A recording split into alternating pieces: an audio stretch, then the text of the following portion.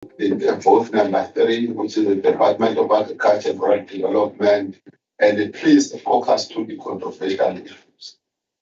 We have identified all the issues. We will raise them. Also, we have come to this hearing with a clear thing. When the MEC was tabling the budget, some of us were busy analyzing and then realizing why are the problems, looking in the past and whatever. But there are things that we don't want to miss out. No, we are no longer talking about the understanding in government. Also, we have defeated that monster all along. But there is a monster that is reappearing of the spending of conditional grants, especially the EPW, and it's frustrating me a lot. Colleagues, I don't know who is the budget analyst who will take us through agriculture and development. Please introduce yourself. You know, these two cases that are there in treasure. I get confused of late. Yeah.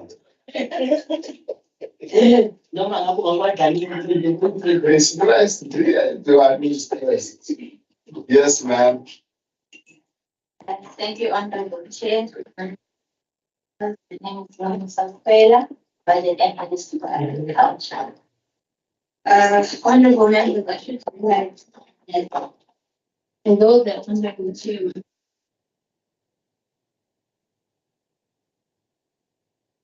worried about the colleagues who are disconnected. Though the Honorable Chair wants really racial issue, I don't really see racial. No, there's a problem of the network. You can't wait for it. That's to get the briefing. Anyway, the briefing is outside. Yeah.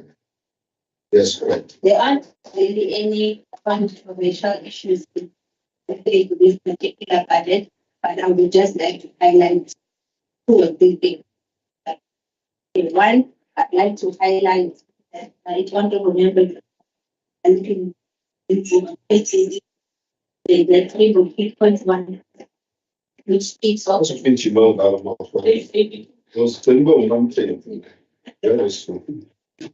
I'll call out to you.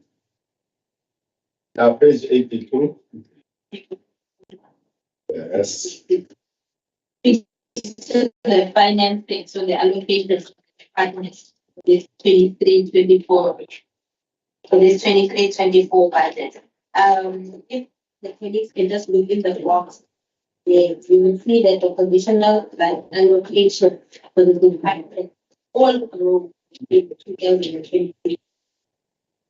Yes, was 218 to now 230 million. In the magic level is now 76.6 million. And then K is kept constant, but it is slightly increases, at least it doesn't increase at 13.3 million, as well as the EPW, it shows the supply increase of 26% when compared to no, that is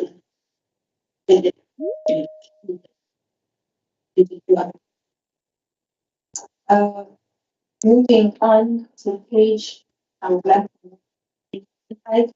just like to highlight the department has provided some growth in their organizational employees with the growing 3.6% in 23-24, 25% of 4.5% for 25%. So this slight increase will allow build also like to highlight that the department did receive a 50% allocation for the adjustment of the carrying cost, but also they did as as part of the share and the amount people to consolidate million 25 and 25 26 overall the budget does be not speak of the revised estimate because some contribution and application to be that's what likely.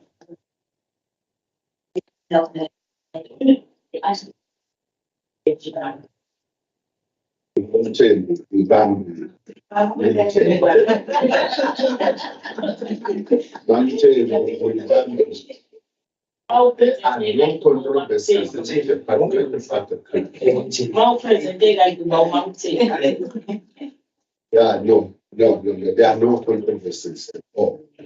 No controversies in agriculture, but I want to check if there's something that is confusing you. All you are comfortable. Can we move to ADA? My concern is, what do you stay? Because of all as kids. In the last 2 years, the last few years,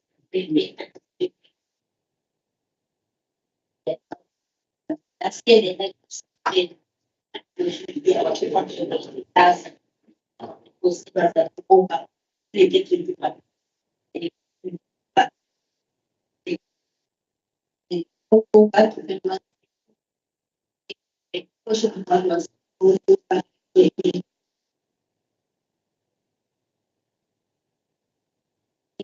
Past year 2020.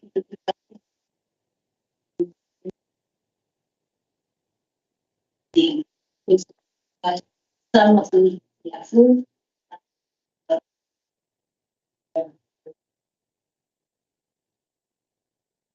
So no crisis anymore in the Department of Agriculture as far as conditional grants are concerned. All four of them has been good story to tell. Turn around. If we can show you from 2009 until the Caesar Sibande in you will see how much money that we lost in the country. Year in and year out, you take the resolutions upon resolution, no change. So that's the scenario. Can we be taken through ADA controversial issues? I love controversial issues. There's a new budget analyst that I want to meet. I love her. Yeah, she came for the first time yesterday. I was shocked about identifying the only two controversial issues in that department. I think it was public. I was shocked. So she tells me I started last week. And then I say, she just identified the two controversial issues in that department. So she must be a maintain. Yes, ma'am. Well, she did replace the original one thing. Yeah.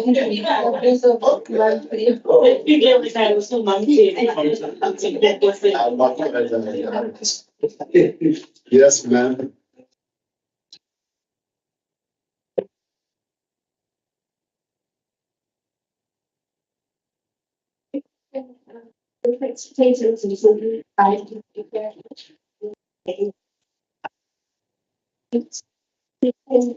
So the patient from goes by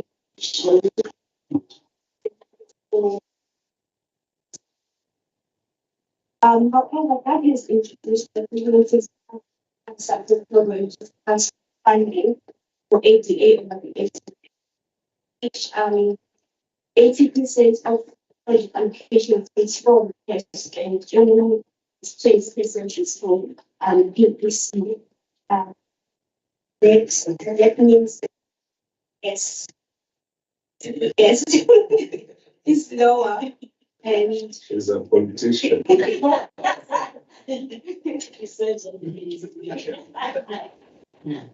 and it's not like it says on this in my file of payments. It's we can say it's a bit of a translation change. This was one thing now.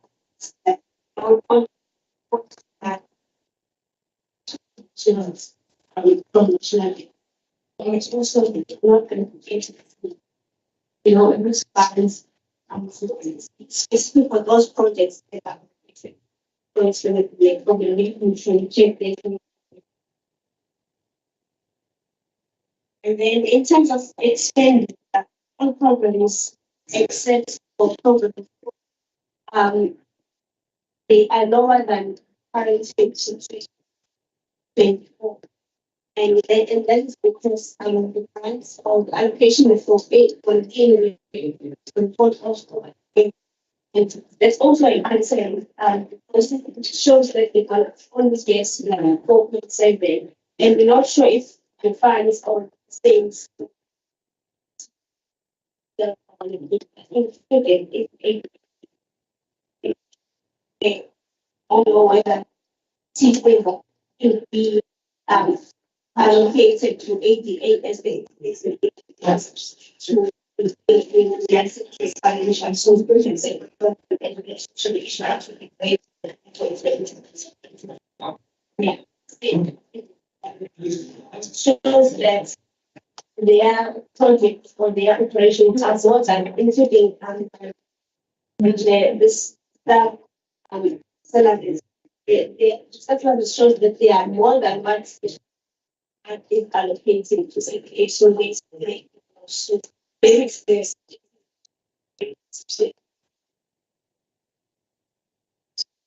this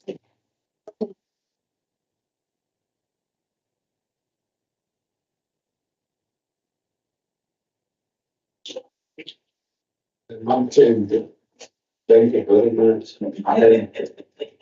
Can we get someone who's got some confusion on this idea? Here, you can't cry about it. Drop from 20 million to 4 point something. The department must explain that.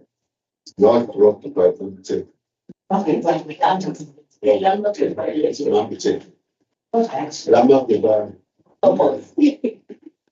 Colleagues, we are now coming to vote number 18. Any controversial issues? Say, pull and I'm two case down.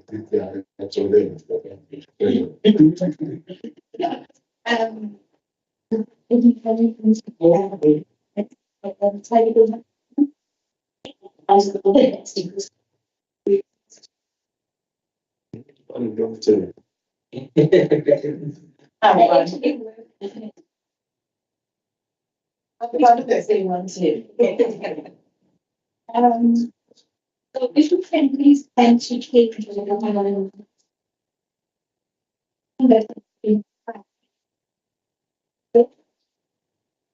so you can see here this is where the camera. I think it's camera. Education for MTEF and the department is line. Like the negative. What's the age? No can. 6.5.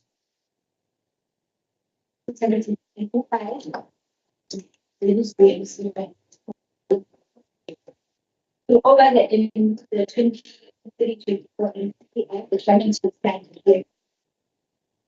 spent in 23. And it is a reflection of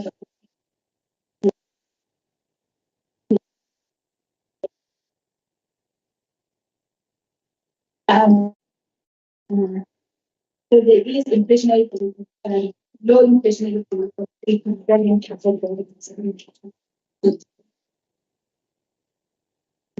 low growth in 2024 is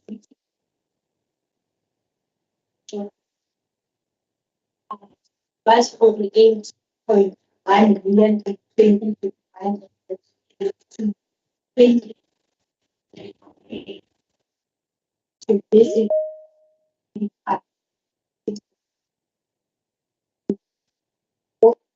but it's also a increasing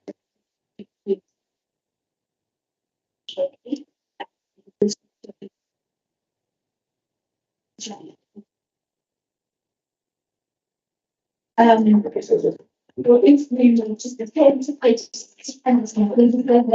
you will see you're getting 23 shade of This table will show us the budget cuts that we could impact on the cuts as we can see in 23-24. The COE budget cuts are increasing to 400 in the fiscal presentation contract these cuts are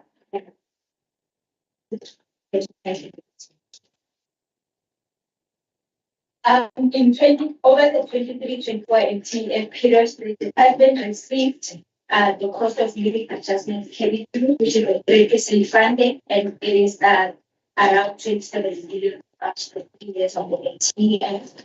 And the development's budget was also cut marginally in 2045 and so these were the PS as updated both 50 million 45 changes. So I think the issue of still information. So they are poverty payments measures in the as well as the skill. If we can just turn to page the last page 656. 656, that is where we have the personal numbers and costs. You can see in this table that the year-on-year COE is negative owing to 2024, and there is a negative 8. So that is quite huge, and it means that government is trying to sections, and that it is also insufficient for any post to be filled, no payment of salaries. So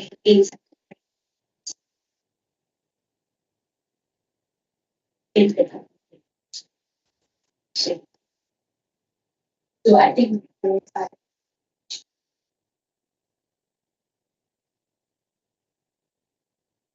Thank you very much, Mother Lanson. To health and mental. For instance, I don't know what I'm talking about. For the treasurer to explain to you on volume 13.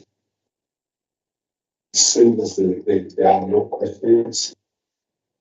Please don't forget to find out from them is whether they do have list of the cities results. You have simply 88 million to send issue once again as they did in school. Exactly.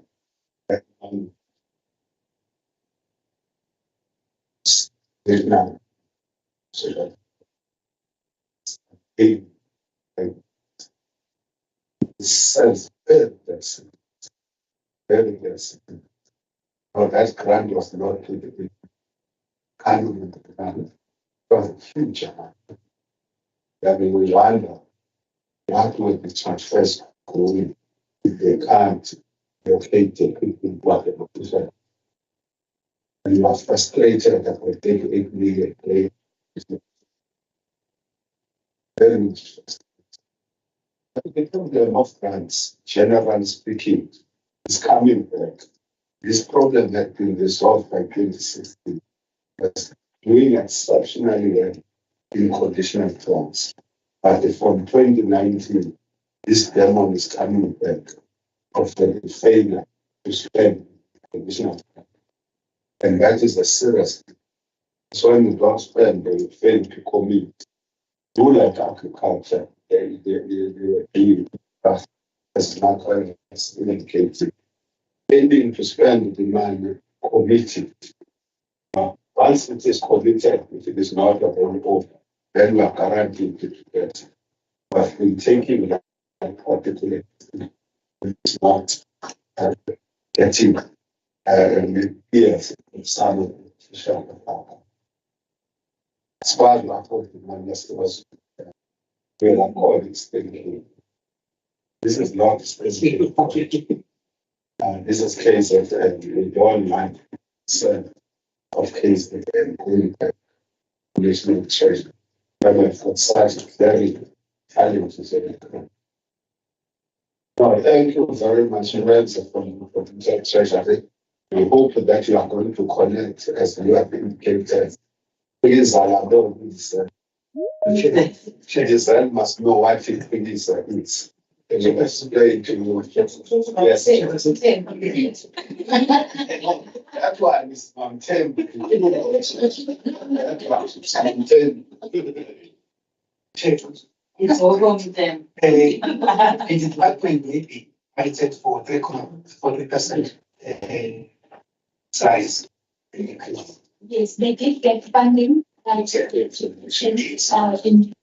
funding.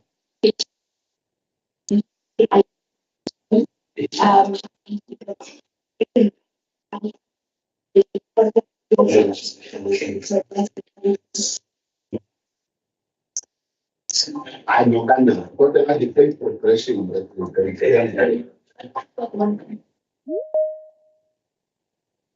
okay, one's not trade unions will do.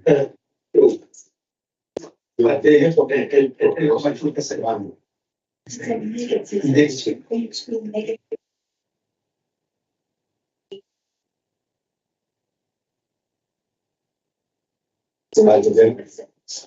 Therefore, high vacancy rate. Yeah. That's the frustration that you have to find a resolution. Okay. Yes, maintain.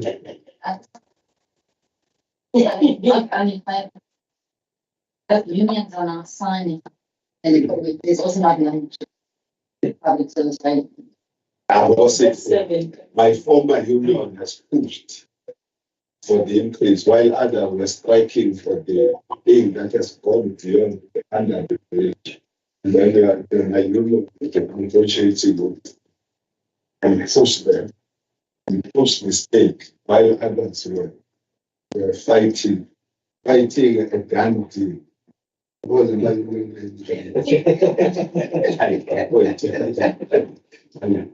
thank you very much. Thank you very much, my lady. Thank you very much. Thank you for the work you are doing. You are bringing your team very well.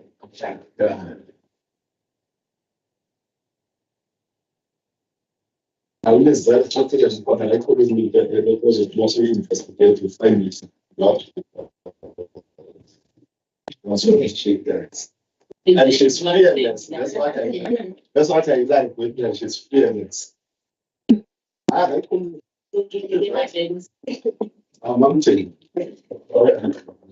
I got them together, but that's what they all along the right to mountain. Hey, for years. Well, that's the only one. Yeah, no. I always had that. She was a budget analyst while I was in education. What's that?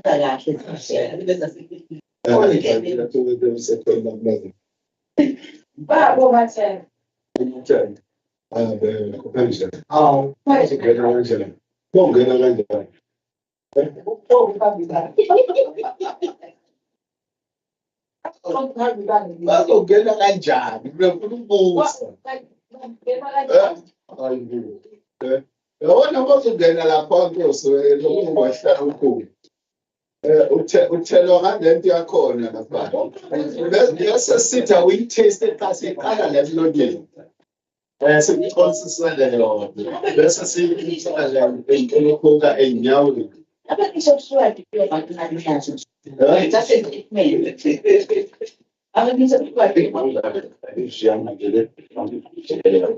Kwafika umfana wethu udabini manje uzongena. Nomsobari wami.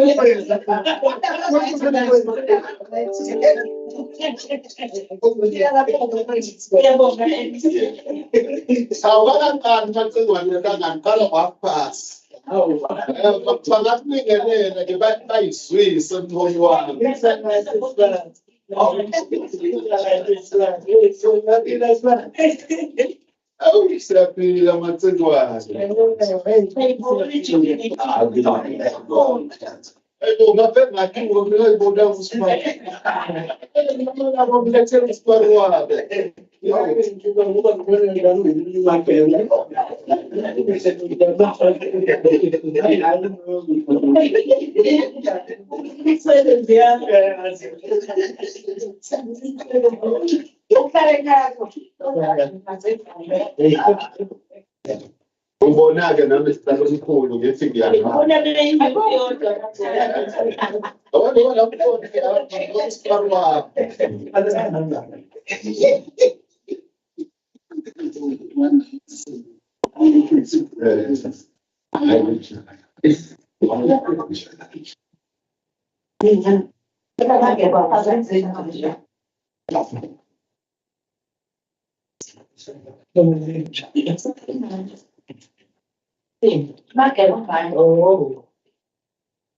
Oh, khona umama noma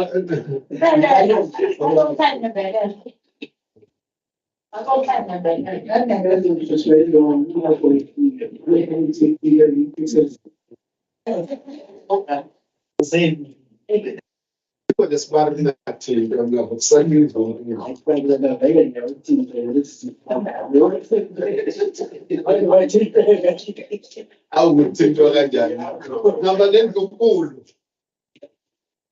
colleagues the time is 9:30. We want to open this engagement. We want to welcome the honorable members of the Finance Portfolio Committee who have been camping here since the past 2 weeks. And we are coming to conclude our business on Tuesday next week. We also wanted to welcome the honorable members of the Sister Portfolio Committee of Agriculture and Rural Development in KZN. We wanted to welcome the newly appointed NDC for Agriculture and Rural Development in KZN. And he is my former provincial secretary.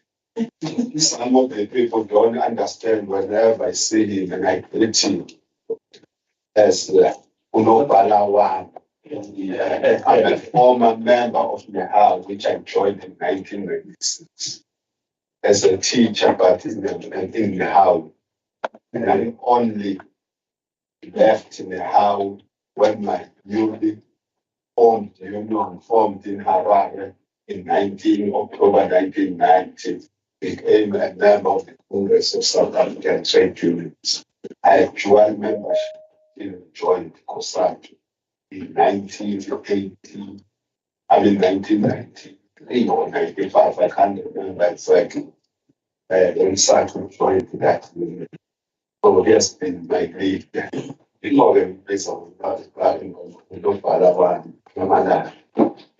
we also wanted to give a special welcome to the former Speaker of the Legislature of KwaZulu-Natal, the former NDC in a number of portfolios in cases, and the former Premier of KwaZulu-Natal, and the former trade unionist. That we did see when I was doing the third year in the University of Zulu, we met him.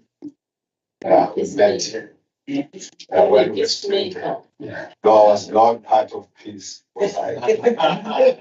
And serious reservations about it. He knows this. He knows it.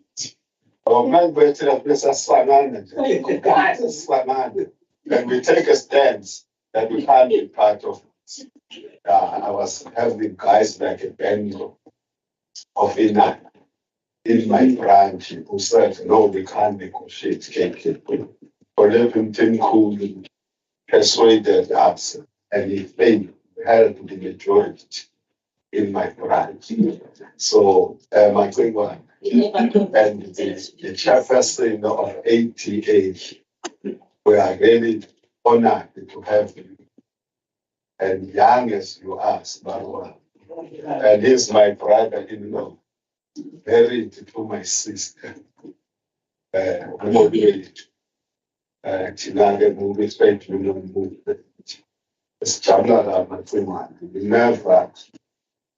let us wrong, and we're always looking at you. That's why we almost came to your footsteps, but we couldn't because you put the bar too high. My friend, and we also wanted to welcome the head of the Department of Agriculture and Rural Development in KZN, the young Tabir. There's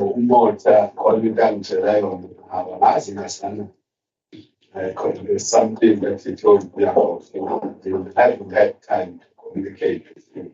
Was I'm serious. With any patient, we also welcome all the officials of the DARD as well as the ATA. We welcome the officials of the legislature for KwaZulu-Natal who have been camping with us all along.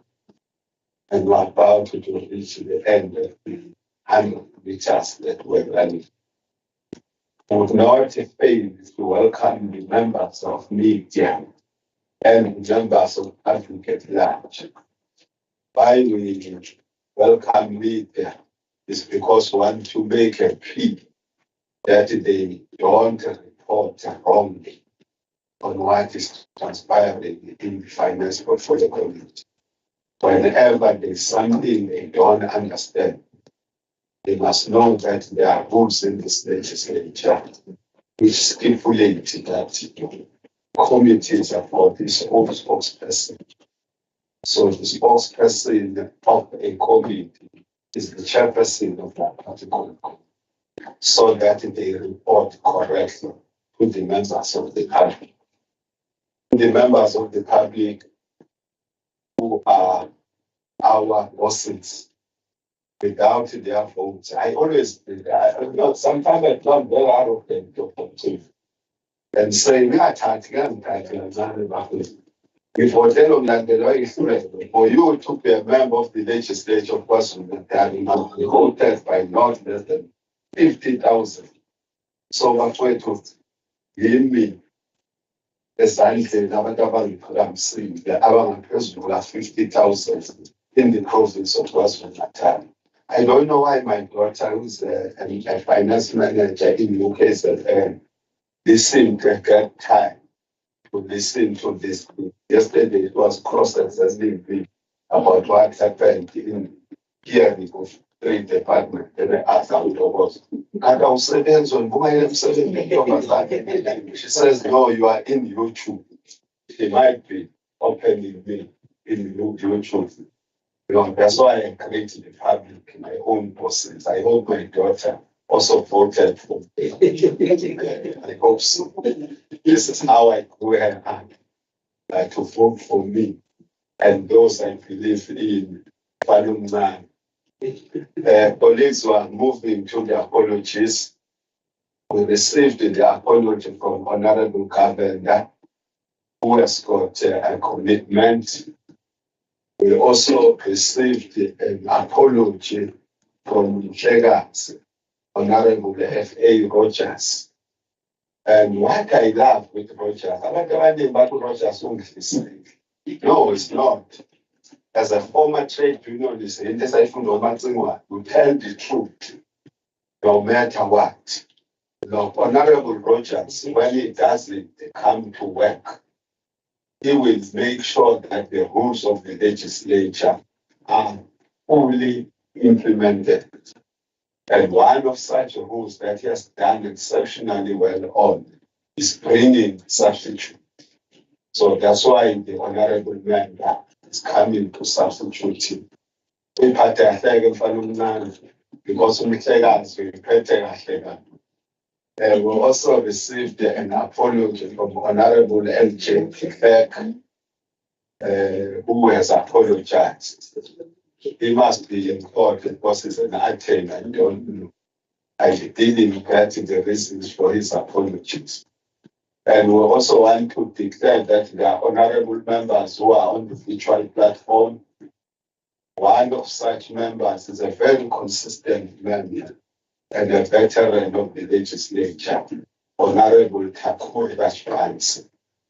She will always be connected when she's not in a meeting physically. We really appreciate that. So these are the apologies that were received. We want to move with the constitution of the meeting. And the meeting. Thank you. Okay, madam, I just wanted to acknowledge your consistency in attending. Honorable members want to declare that the meeting is correct, as it is always the case. Someone was posting to me yesterday, I'm your substitute because you are arrogant. You always say the Finance Portfolio Committee has never failed to correct. Someone, my boss said so. But like I person, I've been the chairperson of the Finance Portfolio Committee from 2014 to date. No meeting that has ever failed to correct. That's what we always appreciate to the political parties for deploying people who are conscious with their work. Thank you very much, political parties. So we are moving to the next item of the agenda, which is the agenda itself. And the agenda has got three major items. The first item is the budget hearing with the Department of Agriculture and Rural Development. The second item is hearing with the ADA, which is the entity of DARD. And the last one is the hearing with the Department of Social Development. So it's a Friday, but going to be. I want you to know in the stress, we have this 7 and so on. So it's all about with that. And I'm about to respect with that and never keep on cheese. They can't. We're pleading that our meeting runs smoothly. So that's the agenda items. Can we check the mover and the second of the agenda if there's any? But if you want to add another item, the family can add the snapping, what's the whole that team? And the rest is just Marwa. Thank you very much, Mark. My sister. Thank you very much, Nkulu. Nkulu kaZulu, ngabe kukhona lokho mhlawumbe ukuhamba lokhu i-oppose the agenda ngoba isandla sakho siphakeme. Thina basenziwe Okay, thank you very much. Thank you very much, June 16. Colleagues, we are moving to the next item of the agenda, which is the fifth one, where we have to clarify this. We have to clarify this so that there is no confusion to those who don't understand laws. Trade union movement does on this other. The hearings are taking place under Public Finance Management Act. And the hearings on the budget are dealing with the accounting office, which is the head of the department in the case of the department. So, because we are privileged to have the MEC being part of our meeting, we will afford him the opportunity of giving any remarks.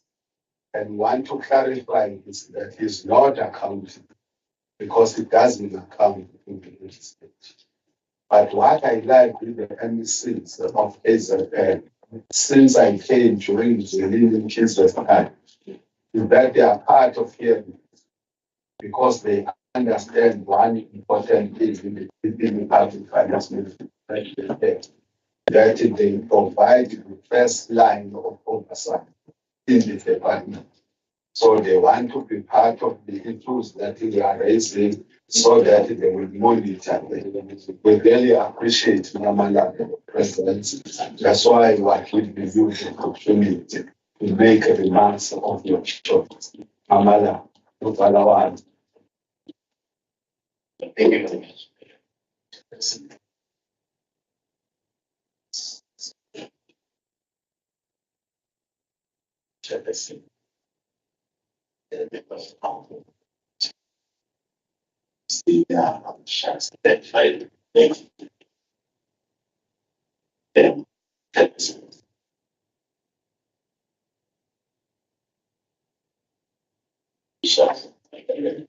See, I to the city, this book is adjective. I developments in the LT budget for somewhat by this. Representing has been informed by series of activities that advising energy to the industry stakeholders. Shall culturally now because it's the body and the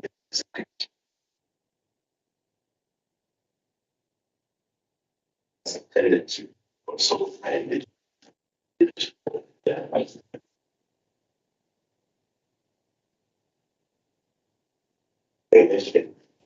Agenda is by the rest of just all corners of its but including our policy, there is very association. Which are house of that's not the since was the aspiration that it wasn't provided, I was going to continue to damage as I consider the good challenge function of government and implement the department will then provide an overview of our allocation for the financial year president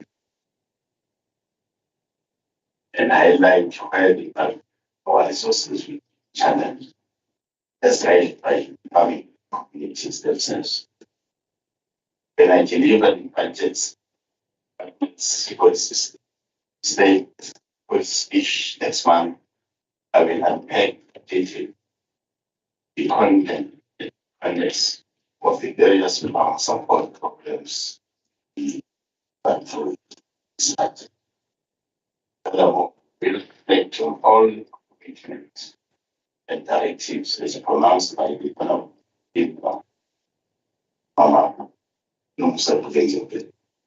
in the state of the province as essentially patient to be a functional set. But remember, the primary focus of this is to ensure, amongst others, that the provinces food security to the country's food self-sufficiency. There is including action of so very important. There is 2023-24 MTEF budget to consign the chief of term of office for the sixth administration.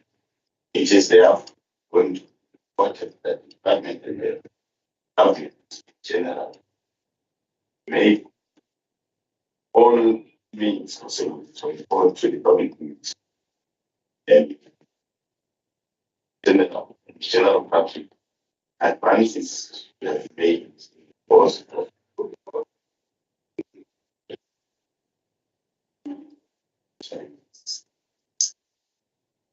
Therefore, continue our outreach programs. Since it's close and option. Churches would like to extend our friendship, support the guidance we continue to receive from this committee, and in line of the control committee of agriculture. Commit ourselves solely for pace and speed in delivery of services to the family, especially another schools, but not expecting the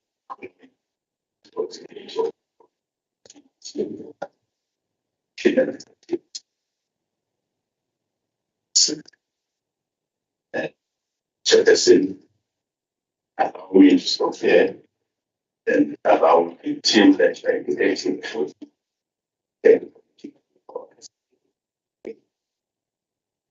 Thank you very much. We hope that you are going to start in the community. When we go to the different stakeholders, understanding that the agriculture is one of the top priorities of our government upon the fruits of boosting the economy and job creation. Thank you very much. Suppose London, we're handing over to you and the team to take us through the budget of 2023-2024. And we are appealing to you. I want you to worry yourself about APP. Why are we not worried about the APP? But when told this, we as the finance control community have got a story about funds and cents. That is our interest. Secondly, we trust that the whole community went through all the graphs for us to engage on the APP, would be engaging on what basis when we're not part of the graph. We dealt with our own APP involvements that we can measure treasury that we do direct oversight on. So that's what we did. So we build worldwide about the APP. We are interested so things like enhance and sense. Thank you very much, Honorable Chair. Greetings to you and all the members. Honorable Chair, I am going to request the CFO to run a presentation. But suffice to indicate that as the department, we had this financial year coming to start the process of reprioritizing our budget. Mainly, Chair, given by the realization that our budget seems to be limited in terms of its reach to our communities. We then, as you'll appreciate in the presentation, took a decision as the management, together with the staff in this, that there are some of the activities we will hold and not implement or do with the next financial year in the interest of delivering services to our people. Things like removal expenditure, computers. We like to keep the ones that we currently have so that we're able to do more services to our people. I'd like to then give the to the CFO. Thank you. CFO, that's what we try running. The CFO, the head of department, the standard of that. Take us to the intelligence.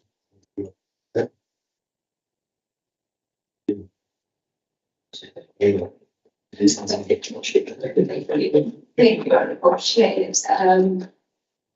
I will highlight some of the slides issues, but I'll take the honorable member to present by the committee. Slide 4.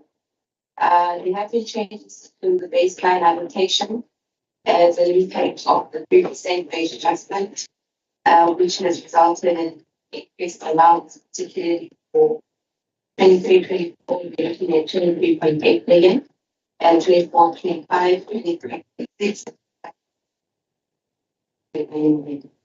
Although this is less by 5 billion to the actual costs of the bill provisions, but we will then look to find this from our existing baseline. In terms of the impact of the share cuts due to the data update, we then receiving a 27.7 million cut in 23-24, 11 million in 24-25, and 19 million in 25-26 year.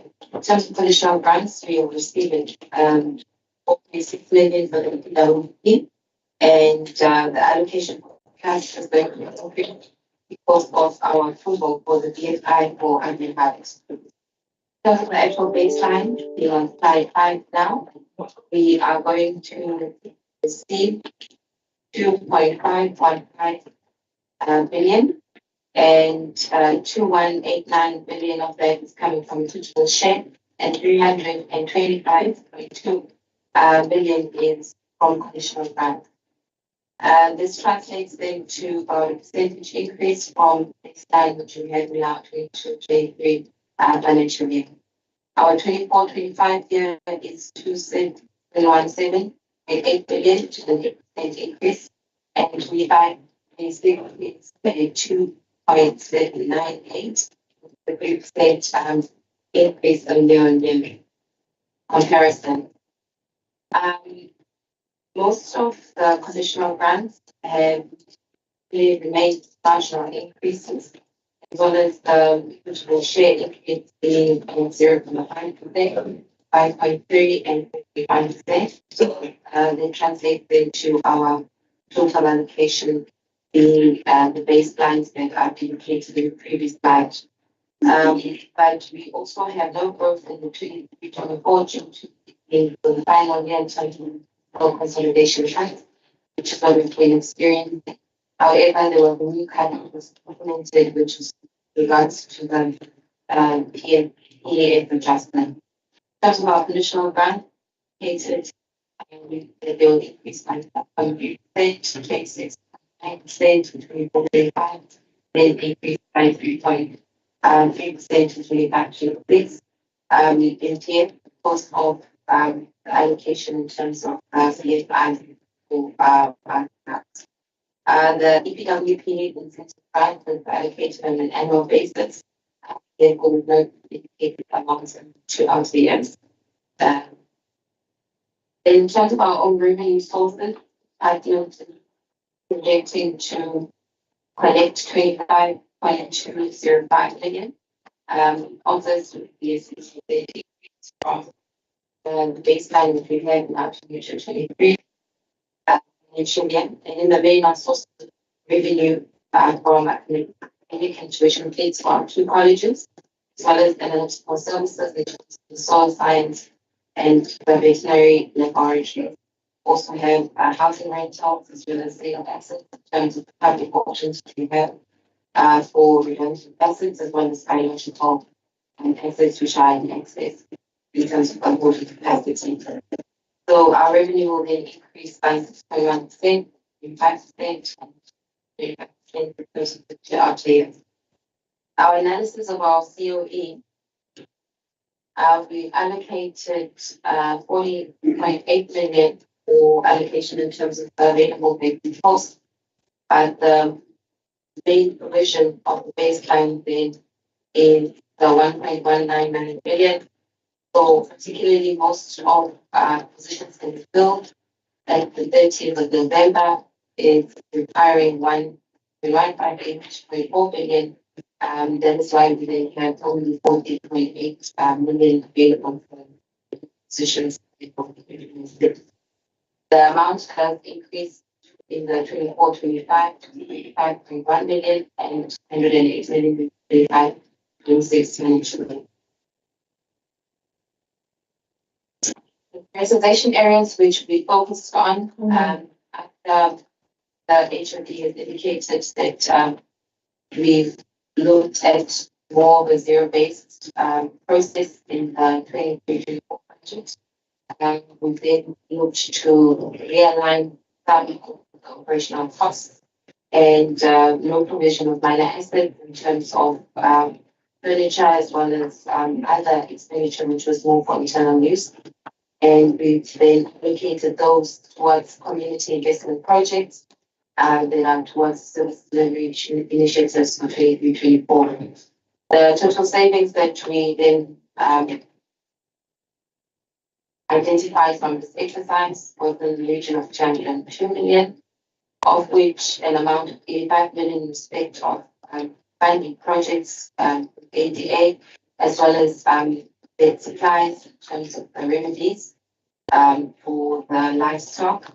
And this then released funds from equitable share to the department to allocate towards service delivery. This is how we're then able to take the adjustment of the PES cuts, as well as the shortfall for 3%, which we received in terms of the wage adjustment, which then left a balance of 169.3 million towards service delivery areas. The allocation then has gone towards, in the main, directly funded projects of 40 million, looking towards the agricultural support for farmers. 57 million of that is going towards community investments for boreholes, good tanks, as well as fencing. 10 million in terms of the boat improvement and communal beef improvement projects. 6 million for state distribution in terms of the 1.1 garden. 3 million in terms of the primary health mobile clinic, where the reach in terms of the veterinary services has been to reach and be able to take samples for livestock for rural communities. There's also 8 million in terms of township agriculture, 3 million for animal feed program, as well as the hatchery and Sudan. There is an allocation in terms of tractors and implements, as well as indoor pack house, 5.7, and there is a 10 million allocation just for the sugarcane seed cane program in partnership to assist the black small cane growers. There's also an allocation of 14 million that is going towards the abattoir as well as education projects, as well as the veterinary clinic. In terms of the budget structure, Chair and honorable members, I believe that the members are aware that we've got 3 programs. Program 1 is administration, and that is receiving an allocation of 699 million. Program 2, which is our biggest program, is then receiving 1,753.8 billion.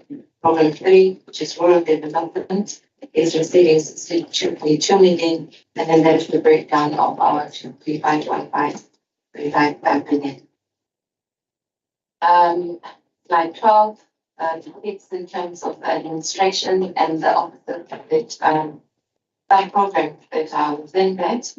Looking at our corporate governance and integrated service delivery, where we also house MSc in management, corporate services, financial management, and communication.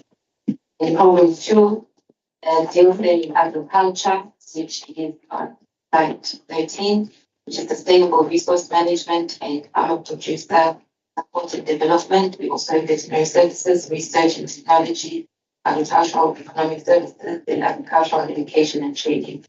Then our structure for program 3 deals with rural development and communication and social facilitation of the program.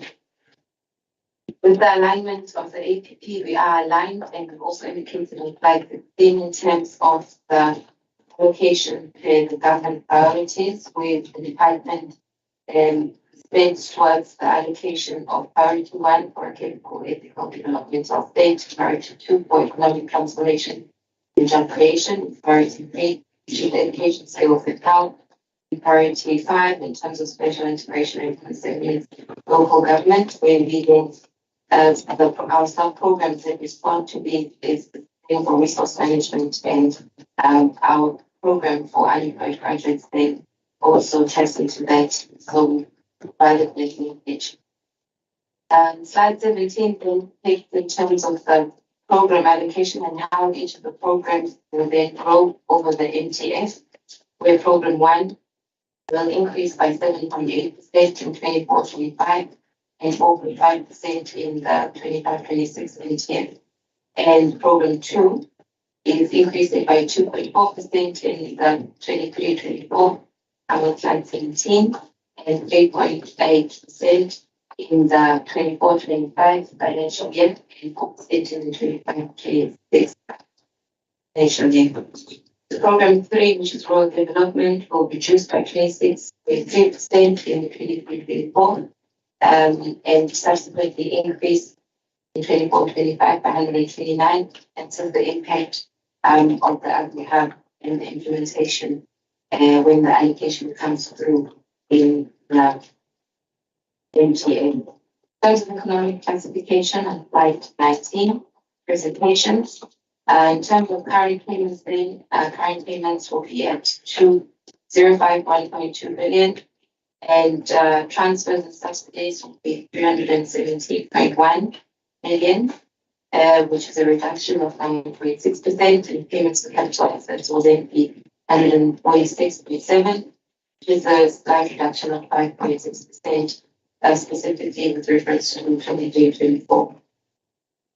The main impact, the 3% wage adjustment, having an impact on COE, with goods and services then having the growth of 3%, in terms of impacting that, even though that meant the reprioritization towards the community investments as well as the house allocation. The provinces, in terms of provinces and municipal, with steady growth in terms of the 24-25 financial year, and the out years, the state deals with the line for our licensing of our vehicle departments as well as our tractors. In terms of departmental agency, this is our transfer to ADA in terms of the operational costs, as well as the reduction which you will see when you compare from 22-23 is with regards to the transfer 20 million, which was going to be equal, which is then reduced to 4.7 million in the 23-24 financial year. Public corporations, this is where we fund the directly funded projects in terms of the slide item then fluctuates with the actual financial grants that have been approved. Building in other big structures, this is to provide for additional refurbishment and the rehabilitation in terms of the departmental offices, as well as facilities in terms of our research farm. And this is where we provided for the allocation to increase for the boreholes and think tanks, as well as the fencing programs, which is the ones of the basement. We look at the MTF. Machinery equipment has been budgeted for, and this basically looks at reduction because of the change that we've done. We also then budget for biological assets, where we find the acquisition of livestock, research farms, and colleges. On slide 22, this depicts the details then of our conditional grants, where we received 230.574 million for CAS, which is a 5.5% increase. Iliman will receive 76.685, which is 1.7% increase. And we also have the land care, which will receive 13.310, which is a 1.5% increase. And we also have the APWP grant, they will receive 4.636 million, which is a 0.6% increase. This is the breakdown of our 325.2 million, which is a 4.3% increase from the current conditional grants which we had in the current financial year. Conditional grant amount moves to 412 in the 24-25 financial year, and this is mainly because of funds from the BFI for the implementation of Agribusiness. The purposes of the conditional grants, honourable members, are depicted on slide 23, which looks at the various grants which we have, and the CAS is aimed at enhancing the capacity of the agricultural sector, as well as the processing of agriculture, which we receive funding from BFI, which then is included as part of the oversight to be part of our grants. And the fluctuations then show that peak because of the new funding that will be flowing to the department for this purpose. Inimalitsima is aimed at unlocking the potential for the underutilized land, and this is where we also have security and mechanization, as well as the KYD program, as well as engagement development. The allocation then also is going to increase by 4.5 in the outer years. ELAND looks at optimizing sustainable use of natural resources. As we know, most of the climate change, most of our programs moving towards the conservation of agriculture. This is the grant that is also going to assist us deal with some of the response own area. The EPWP grant that's based in terms of the jobs created and will increase by 0.6. Slide 25 then looks at the infrastructure breakdown, where in terms of the investment which we'll be making, if it's in infrastructure, there will be 50.3. In terms of maintenance and repairs, the breakdown is 10 million go towards that. Upgrades and additions will be allocated 5.9 million, and rehabilitation and refurbishment is allocated 34.4 million.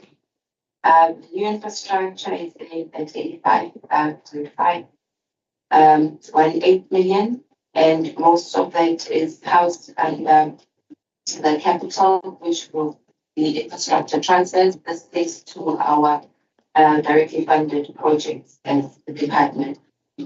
Our maintenance and repairs on slide 26 is the department has the minor works component that addresses minor repairs and maintenance for the departmental offices across the province, and this deals with routine maintenance, and we've allocated a budget of 8 million towards that.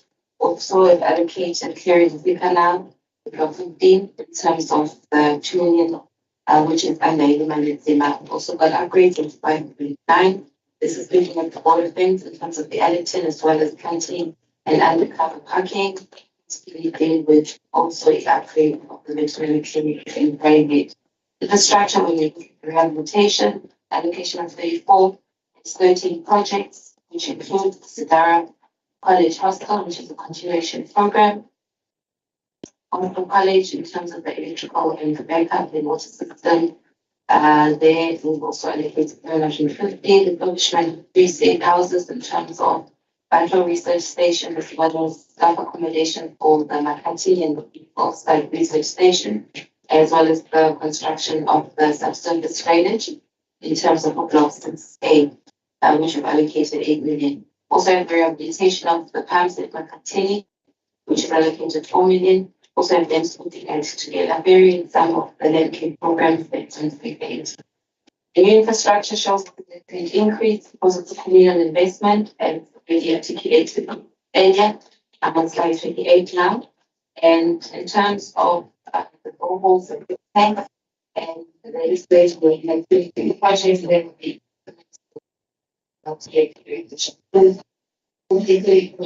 tanks are allocated the election limit.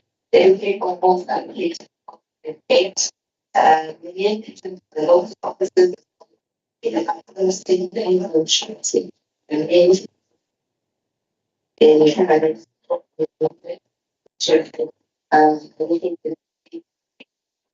and the district office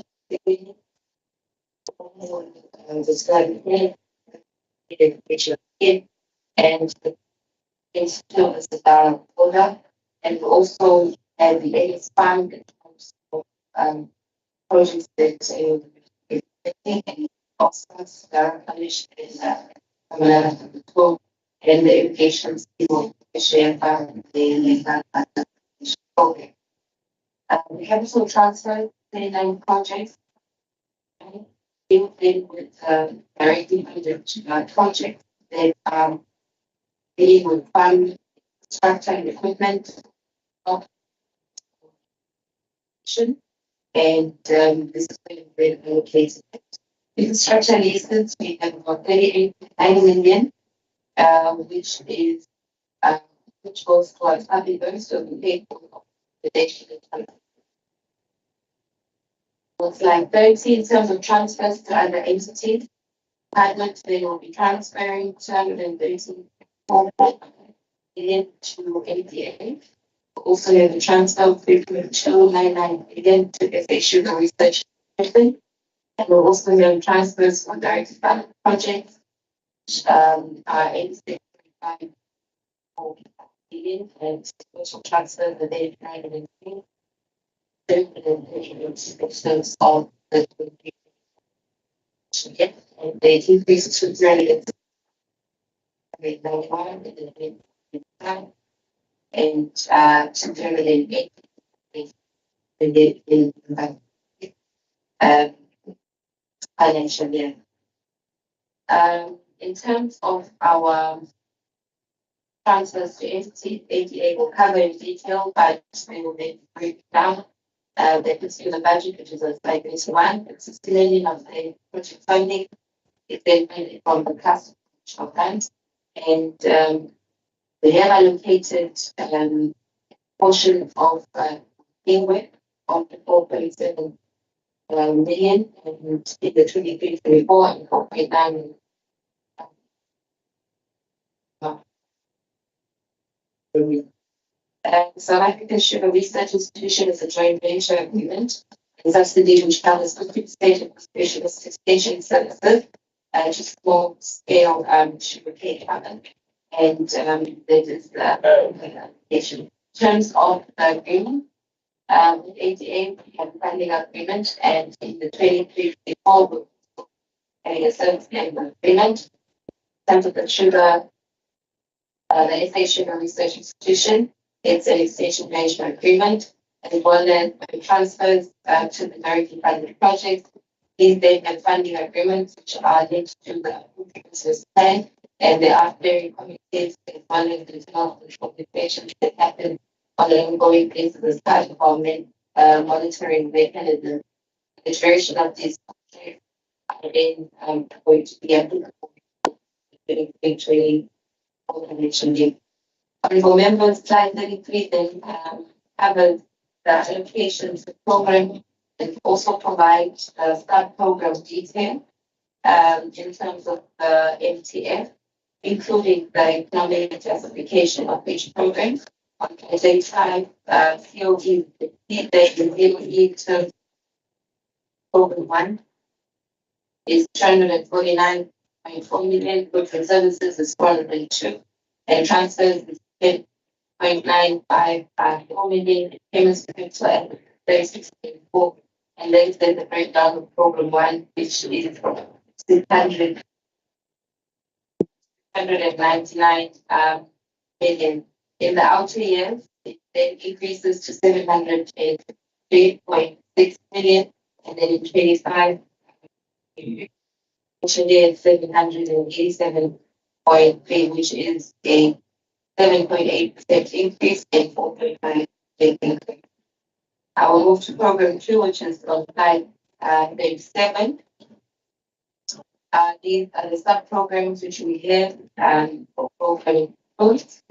They form the basis of the 1.753.8 billion rand, which is a 2.4% increase, and 3.8 increase in 2025 and 2025. In terms of the economic classification of slide 38, program 2 of the 1.753 billion allocation, 905 million goes toward the compensation of employees and 431 million then is goods and services. In terms of transfers, 306. In the main, there was made the transfer to 88 schools of house, but also the transfer towards a directly funded project, which then made up 361 million. Payment capital assets, then 110, 231 million, which looks at buildings and other base structures. And that is the breakdown of the program. Most of the agricultural engineering sub-program, which provides technical support in terms of the infrastructure-related projects such as irrigation schemes and landscape and animal living facilities. This also ensures that service providers adhere to the great standards and specification in terms of implementation. And this is a program that has steady increase over the 10 period. In terms of the sub program for landscape, because this is the program with our service delivery, it also houses the ABWP project, which we allocate on an annual basis, but it's also the program that looks at reestablishing the land and agricultural purposes for the projects that are implemented using the principles of development, which are aimed towards the job creation. In terms of land use management program, soil conservation services, which include developing and conducting research on new soil conservation methods that will be adaptive to climate change, as well as providing advisory services to the farmers.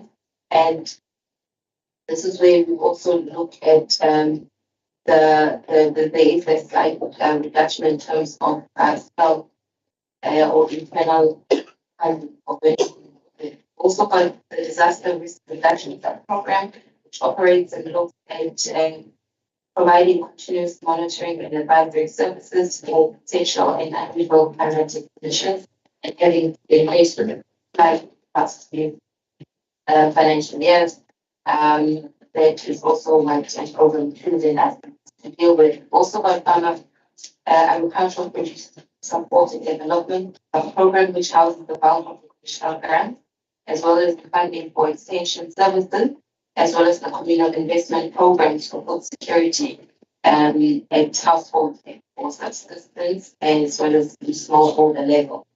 The increase which we see in 23-24 is because of the communal investment projects which have been articulated earlier. And these then look at food security. The producer support services includes the transfer to ADA, the directly funded projects which are part of us, as well as the allocation for integrity. Extension and advisory services looks at our operational budget for extension services, as well as the travel and fleet services that go with that program. The extension recovery plan is included in the sub program, and there's been minimal growth to this particular one. Food security is due to the additional funding that has been reprioritized towards communal investment, particularly for the garden, as well as some of the emergency. Veterinary services provides them for the acquisition of animal medicines and feeding chemicals. Overall, decreases in the 23-24 due to the restriction of equipment in terms of finances as part of reprioritization. But veterinary services then also renders to ensure healthy animals and safe animal products in terms of the provision that they do to the public as animal health technicians in various veterinary offices to facilitate and provide for animal disease control and also protect animal and human population against identified vicious genetic as well as chronic diseases through the implementation of the animal disease and primary health program, as well as the keeping chemicals and vaccinations. Honorable members will note that we have been affected by foot-and-mouth disease, and this is one of the programs that is assisting towards issue. Veterinary public health ensures the safety of meat. This is looking at the Meat Safety Act as well as the legislation in terms of the inspection of our abattoirs and the quality controls for the export team. Provision of the support of diagnostic services also looks at veterinary labs, allergen, veterinary and Friday, which utilizes and provide services that focus on the animal diseases, as well as adherence to the hygienic standards for generating EE data. Sub-program second to last is program 2, which is research and technology development services. This is the unit that looks at new scientists to conduct and facilitate coordinate research and participate in multidisciplinary development projects, as well as the dissemination of information of research to farmers as well as technology. The department has a solar analytic laboratory at DARD and provides multiple soil analysis to farmers to enable them to maintain and enhance the fertility of their soils. The sub-program of research infrastructure support, this looks at the maintenance in terms of our 6 agricultural research farms. We conduct the research. This is where we also hold our biological assets, and there is that inclusion of the NS farm to the component. The structured agricultural education, these are the 2 colleges. The 2 colleges are still part of the department. I know there were discussions in terms of the transfer of colleges that has been halted, but that in the main then deals with program 2. I will move to slide 43, which is program 3. Program 3 is rural development, which is the 2 components, and has an allocation of 62.266 million, and that reduction is then articulated for the program. And if we look at what the significant decrease, it's because we've been allocating funds for the agri-hubs, as well as the high impact project, as well as the monitoring of the multi-planting season on slide 45, now on members. And that allocation then has typically been reduced, as now we'll be receiving the actual funding in the outer years starting from 23-24. In terms of rural development, they then are the sub-program that aims to ensure effective rural development coordination, monitoring, and evaluation of structures that are established across all the various spheres of government, including the agri-hubs process. And they also have the units for social facilitation, which includes the allocation and placement of our unemployed graduates, which is aimed at also facilitating comprehensive interventions towards promoting equitable and sustainable opportunities for the graduates in the department. It's the budget for shape for the department, which is 43 in terms of the allocation itself, as well as the transfers that are going to be undertaken at the department. So, and the whole team led by Rachel Benjamin and himself accounting to the NBC. What a good budget that you are presenting, guys. You know, Rogers would be dancing because you mentioned, and you also mentioned zero budgeting principle that you have adopted in the budget for 2023-24. And really, we are very happy. It came around in the department. I'm just frustrated when you said I know this CFO. Not this lady together with all of you hand around the monster department called agriculture and rural development. It's such a respected department in the province. So we miss you in the midterms. You know, you are no longer there. We miss you to fight you. We have nothing to fight about with you. We are really very proud of you as members of the Finance Portfolio Committee and Legislature of KwaZulu-Natal, that of employees who are committed to do their work as you are doing as the department. This of one not only anything of the only yes,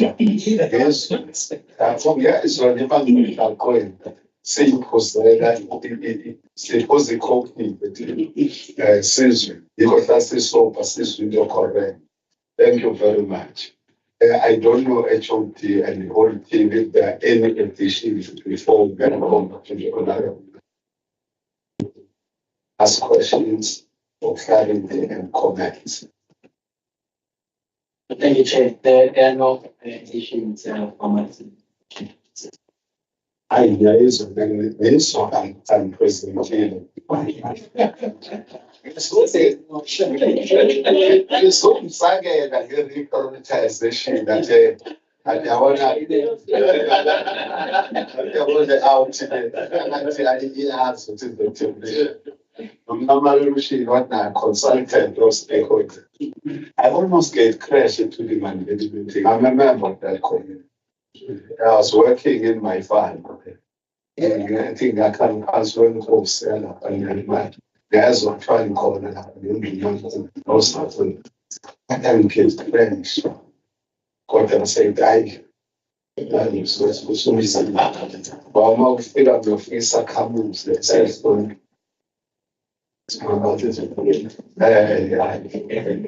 Colleagues, we are handing over to you, asking questions and comments. We start with the Zulu, the Sparwan. Esenzavona Palamile Mganjani, esengizavona ngo-16 CQ, esengizavona insizwenani. Oh, so sanibona wehlabangani. Ngizwile ukuthuba uyisiwe kuleli komikhe imali.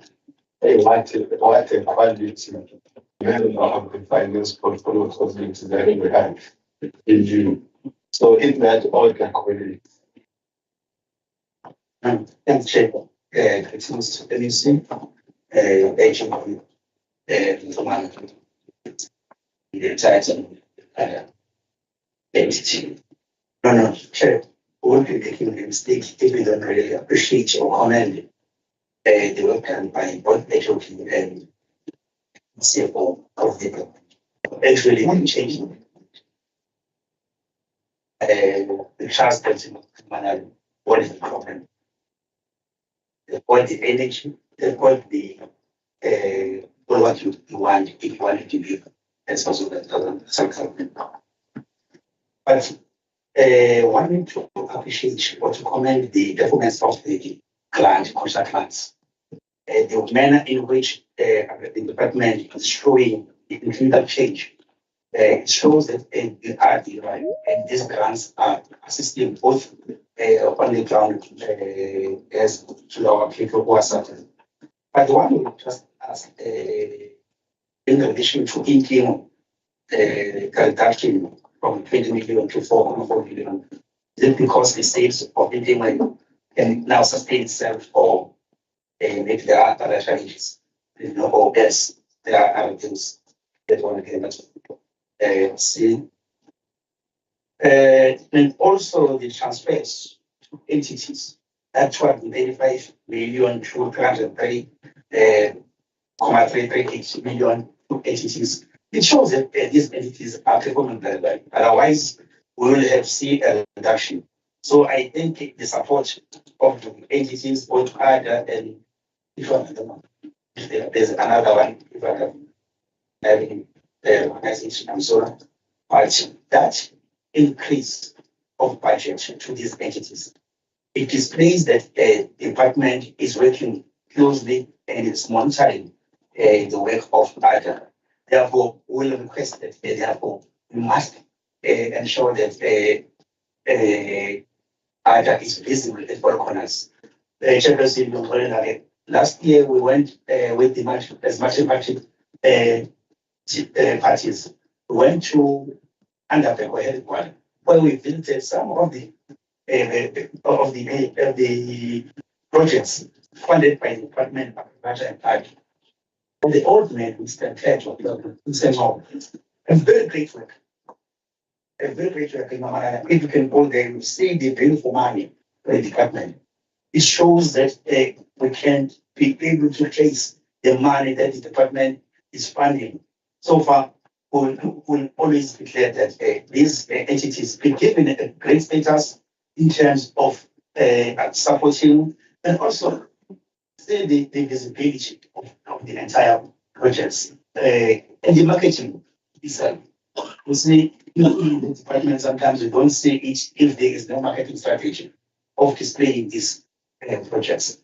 And this is what we've done as agriculture. So we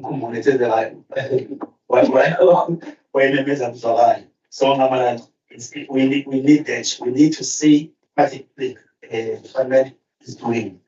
And we don't see what the great artwork of agriculture. Thank you so much, Chair.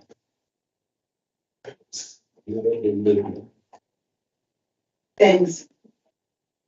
The only challenge of writing while we are sitting together is to follow the level.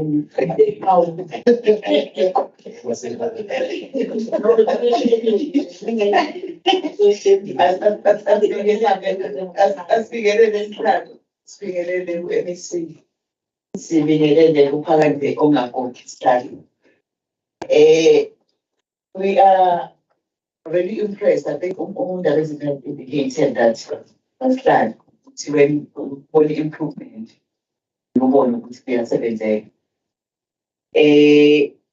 particularly on EPWP, it's where most of the time we talk about cards because we fail to spend. The fact that there is an increase, whether it is a slight one or the increase in spending, should we not spend? I see for that. But again, also the increase we see on one home, one garden. I think that's where the heart and the thing. I think it's where the hearts of the people of KwaZulu-Natal. We are living in a very economic, challenging time. And the problem itself on the ground, you can see that abantu sebeyawenza sekufashionable ukuthi kwamakhelwane ubone we are doing away with into yokutshala iy'ngane kambe siya downside. Sometimes ufika nje ekhaya obonayo ukuthi isimo khona sendlini but ufike in the yard kune-spinach. They are able to put something on the table at the end of the day. I think ikhona ne-role edlalwa uHelen, whether ilabantwana esithi bangena umuzi nomuzi, whether community health workers, amasi CDWs, and you name them. Bayalekelela even giving that particular education yokuthi siyakwazi ukusebenzisa amanzi besosebenzisa ngoba sinayo crisis yamanzi. Kodwa the water that you've been using, I think it's kind of a multi-dimension or a multi-department intervention as where I'm also impressed with the rural development allocation, which we believe in how but hey, it's a good way. I saw in the whole department, I saw the list. We once had a visit to banana. The challenges that were raised, but also the intention, it goes as far back as during the late Bungani made his soul rest in peace. Economic opportunities contribute to high unemployment rates, but also who high farming, particularly on stock farming. So it's about first an intervention and a plan to deal with that. You're saying to turn around ISIMO. So the economic crisis so Goba, if it has been brought to the attention of the department. That is my submission. Thanks. Thank you very much. Yes, Honorable Member. Thanks, Honorable Chair. Greetings to Honorable NEC and wishing you well, Malala, in your new position. And we hope that with the assistance of God, you will really make it, knowing you all the hard work that you always do where you are deployed by the ruling party. We wish you well. And greetings to my one, our mentor. All of us were mentored by Honorable Matungwane, and even now, when we seek for advice, we really look forward to it. But now, he's next to us now. We appreciate that you are with us and you continue to guide us with your huge experience, Matungwane. Honorable Acting HOD with your team, greetings, and all other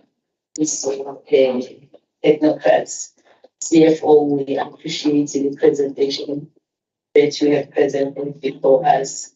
I think it is important to indicate, as the chair indicated, when, I don't know, Mr. Banda came as an HOD in this department, he was warned with the under expenditure and the issue of conditional grant, and also the finances of the department. That's what we said to him. And he promised, and the chair even said, it's not an MEC that will be accounting in this committee, it's you. And we want to really congratulate the department for the best performance, because we were seeing improvement day by day. And when he was not maybe made something and we asked questions, he used to say that no, it will be fixed. And today we are congratulating the department for the job well done. And I think, Mama Lala, they will continue to do a good job so that they cannot embarrass you, because we know you like your work. But we trust them, as the chair was saying, that they turned an evil department into what it is today. So we really appreciate that. Having said that, Honorable Chair, no, I want to pose some questions. The first one, Chair, we have seen that there is a significant budget cut of 27.7 million for 2023-24.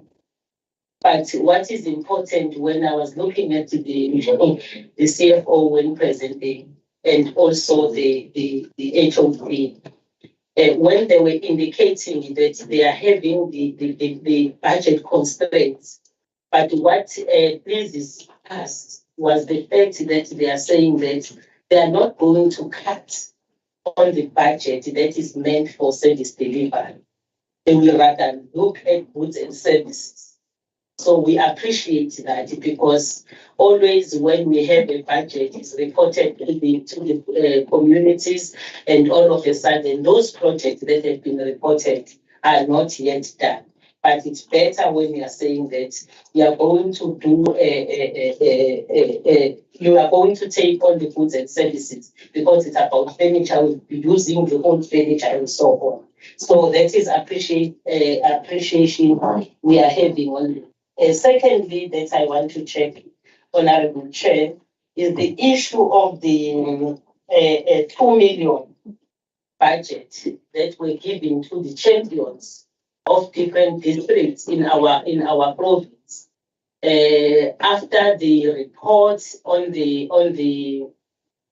OSS war rooms, challenges of the resources, as well as the infrastructure that they were having, and the proposal that we want this thing to be unified around the issue of the war rooms. When you go there, they have infrastructure, they have the working implements and gadgets to work. And then it was proposed that we must have a budget of 2 million each and every company. What we want to check whether this particular 2 million has been spent, and also spent according to what was allocated for, which is DDM or OSS, because we want the improvement, because the issue of the war rooms and OSS is very important in our communities, because it was meant to fast track a service delivery where there are agencies that the processes of the government cannot be followed. It's an urgent thing. If all the departments are in this DDM, and there is a budget, they are working very well, would have not had the outcry from the community. So we want to check where was this particular 2 million spent, because it's allocated as DDM stroke OSS, which talks to the reports that we went down to the communities and we found that it was not working. And we were told by the former premier, Babu Zigalala, ukuthi, no DG, which there is no more budget here. Hence, we proposed in the OTP that this money must be allocated in the budget so that we really don't make the structures without hosting them or funding them. The other one, Chair, I've seen that when I was looking and hearing the presentation, that the department have provided for 3.6% increase of the increase in 2023-24 around each of the COB, compensation of employees. I'm trying to check because how does the department plan to deal with the shortfall that will emanate from the negotiations between labor and government, since already now they are above 7%, and the budget that the department is having is 3.6. Maybe if we can get that understanding to say if they end up saying 9% because we have budgeted 3.6, where are you going to find that shortfall for the compensation of employees? Maybe Chairperson, also I want to appreciate the issue of the conditional grants, 4 of them that now we are spending. We are no more having issues in Malala through the chair of underspending that we were fighting when Smanda was coming here. Maybe they will recall underspending because he was new also, but promised that with his team they will come to this place where we are in. So we are happy because the issue of conditional grant, the challenge that we're having as a community is the fact that when you fail to spend, this money can be taken back to national treasury.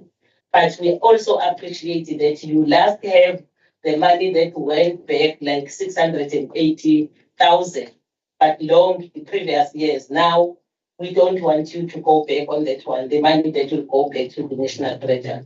Thank you, Honorable Chair. Yes, Honorable. Thanks very much, Chairperson. The Honorable Rogers would be happy about the zero-based budgeting.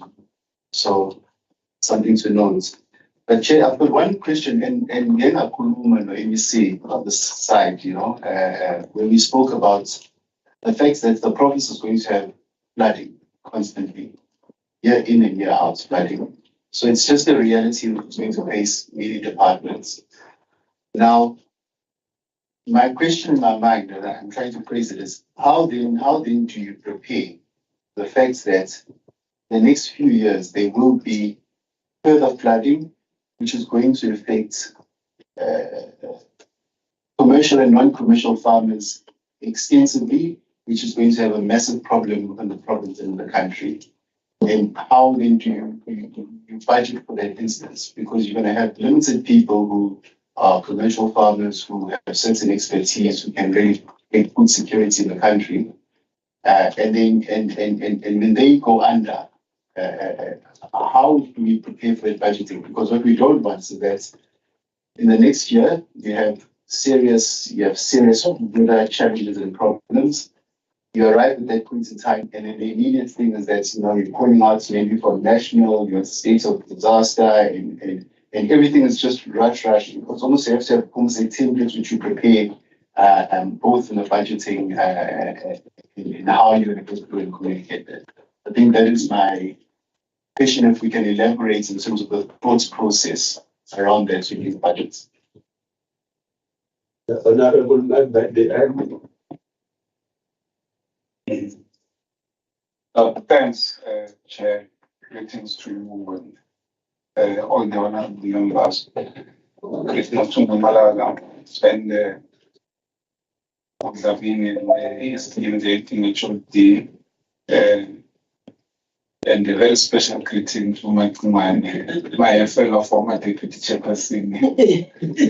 The greatest moment in the history was for me to serve as the deputy chairperson of the ANC in KwaZulu-Natal at the right time when my was the deputy chairperson of the ANC. I cherish that. In fact, I will carry it till death because we people might be surprised, why all of us were acknowledging you.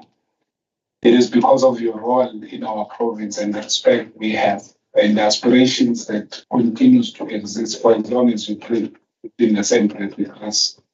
So we fully appreciate it. It is an honor, in fact, to be seated in the same table with you, discussing the development of our people. Nothing else but the development of our people. Chair, I think I only have one question and maybe two remarks. I think the first one, Chair, we must really comment the zero-based budgeting.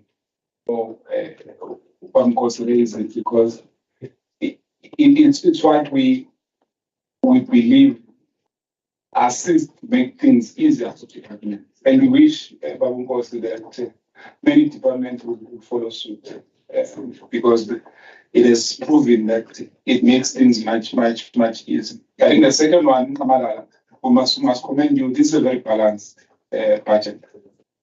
It's biased to the poor and the working class, but it also shows that it has assessed the materials conditions on the ground and you then responded to it on the basis of such.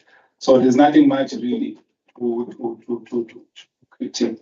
The only one thing that I just want to check with regards to CFO, the 40 million for agricultural support for farmers in the form of a direct funded grants, whether was it based on not having enough funds? Because for me, that's amongst the key areas that I think should have received more funding. And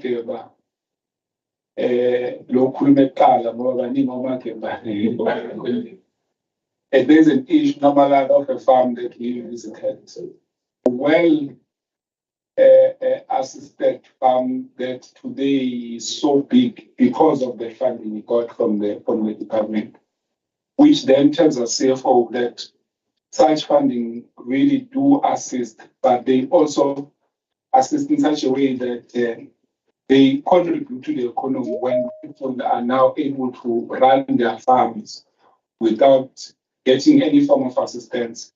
So that's what I would like to check, because for me, I think there could have been more funding, but obviously it depends on what is allocated to you. And I think we must also commend the manner within which the grants are spent. Yeah, it's very important because it creates a good name moving forward, so to ensure that whatever is allocated, we spend. There's nothing painful that you will have grants that are not spent when our people are suffering. What do we tell them? And you can't, for me, a grant that is not spent, it spells incompetency because we have people who have spoken responsibility. In fact, it's us who said when we get this funding, this is what we'll do. Then why do you fail to spend it? I think the last one, Chair, though it might not be specifically related to our finance committee, but it's to check Kamalala because I've heard that the HOD is active. And sometimes it becomes good when people are affirmed or are leading with authority, so that whatever decisions they take, they are able to account for it. So maybe is there a process that has been started to fill up the position of the HOD? Thank you, Chair. Thank you very much. I saw you wanting to get in, but I followed the list. Yes, thanks, Chair. It's just a one point. After we have praised the good work of the department, we requested that work must go to the communities and know what the department is doing. I was saying, I wanted to say, Chair, that maybe if they can increase the budget for communication to try and find ways of increasing that budget, so that we want to see the NEC talking about this good work outside. So that was the only thing. Thanks. The colleagues, I don't want to waste your time. When I indicated earlier on that I need the preparation for this point, when I woke up at 12:00, and I told all of you that there are no controversial issues in this budget. So that's what it is. I'm assessing it from the finance point of view. That's my job. So that's what it is. Those who do oversight, then they follow the meeting of targets and all other things. It's not my job. So I don't want to waste your time. I intended to have finished it with DA by 11:30. No, so what is the point of holding you at ransom instead of delivering to our people? I don't believe in that. So that's what it's all about. So when you be responding HOD and MT, also be assisted by your boss, you will not get too much detail to give it to the COVID. Ours is following the runs and sayings. And we are going to give you the advantage at the end, where we'll indicate to you what is it that we would want written responses on for documentation purposes, so that when the AG assesses us as the Finance Portfolio Committee, he realizes that we do meet with you, we take resolutions, and you are accountable for the resolutions taken. As I said, I want to let him know that Lamlin and your team will be assisted by the embassy if he wants to, or when you beg him to come to your rescue. But no, begin now, yes,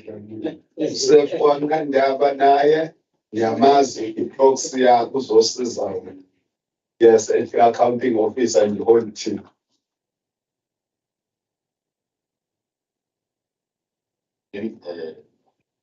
Chairperson, let me deal with one question. The rest of the by the connection with when that has been placed by the of the how we can prepare those the delay has been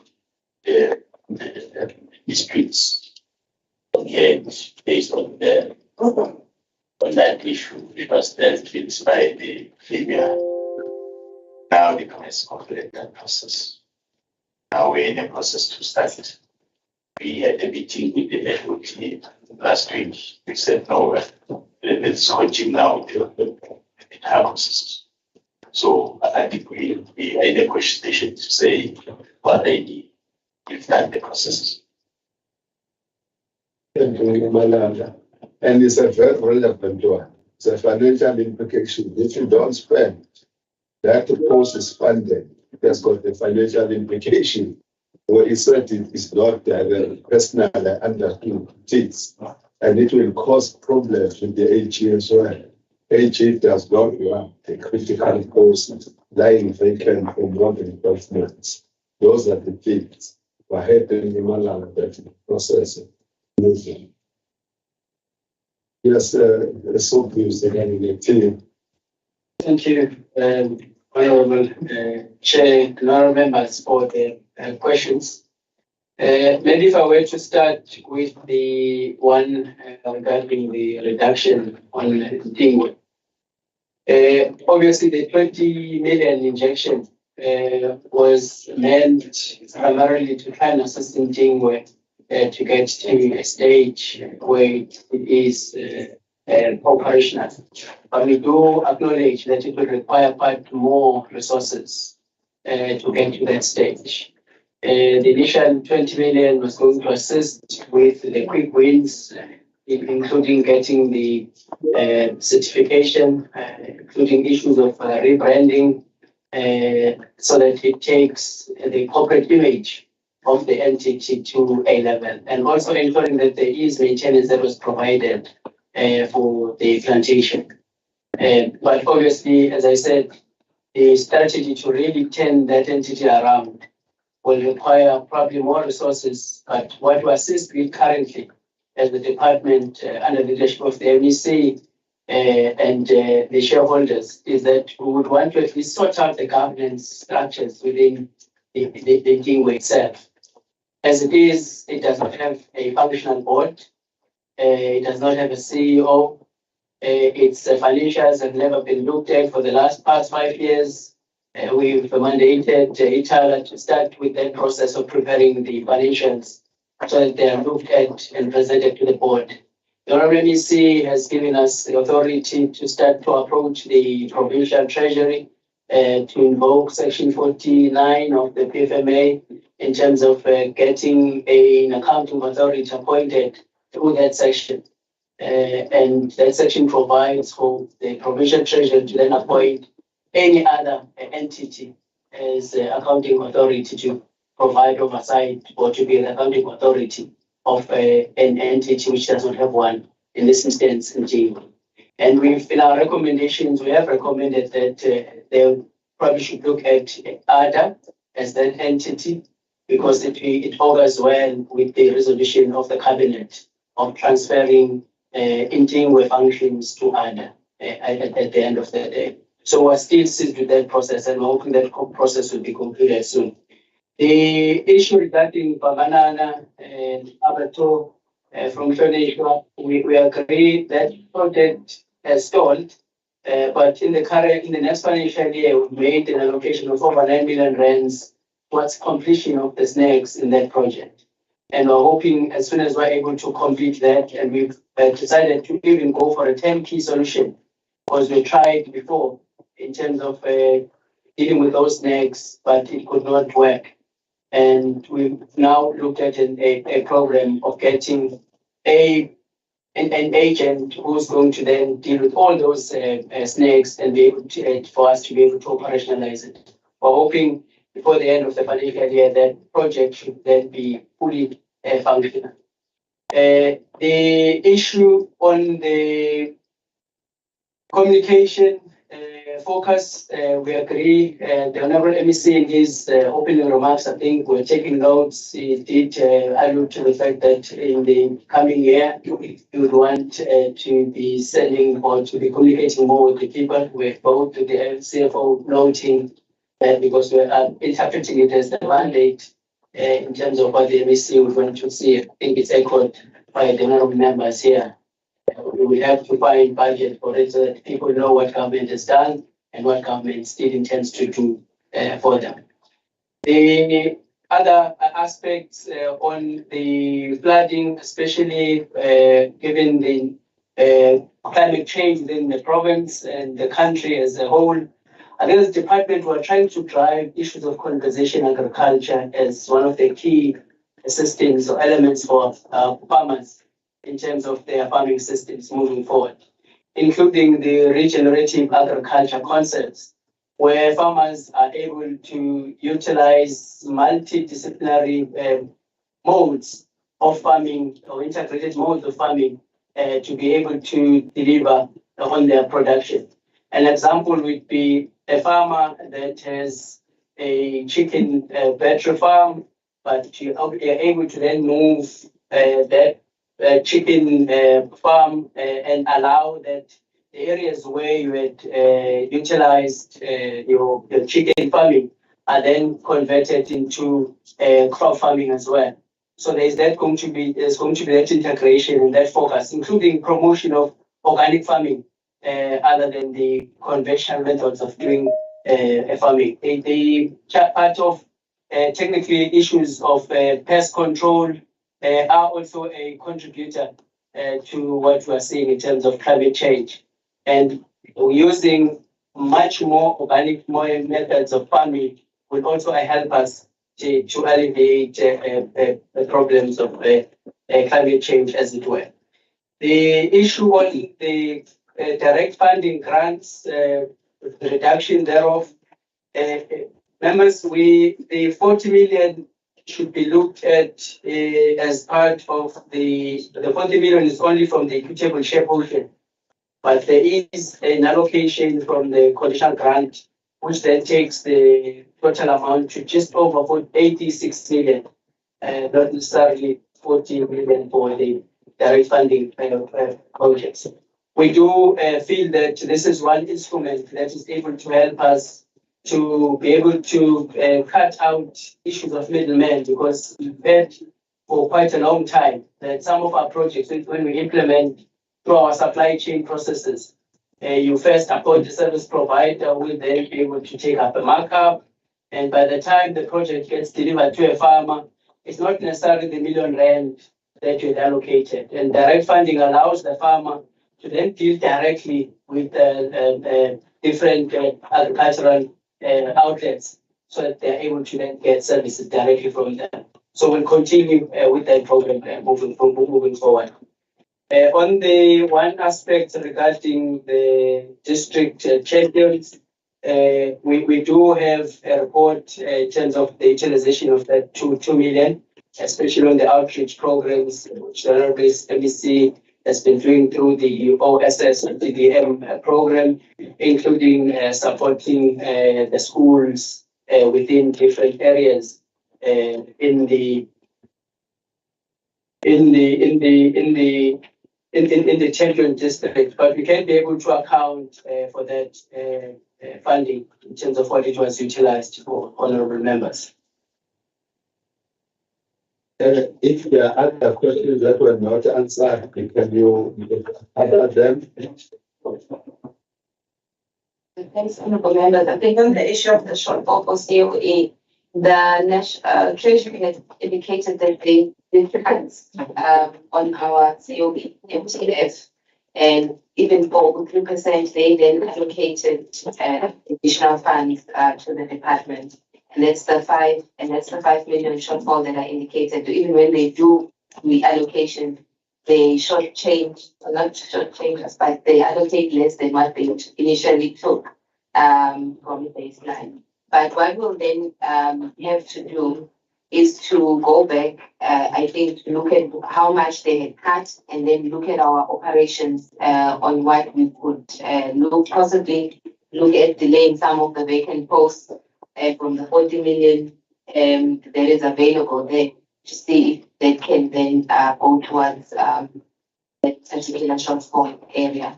But it will have an impact on our existing plans. I think that's not something to shy away from, because we could then tend to start less projects, so that we then take the others up in the MTF. So it does have a service delivery impact in our.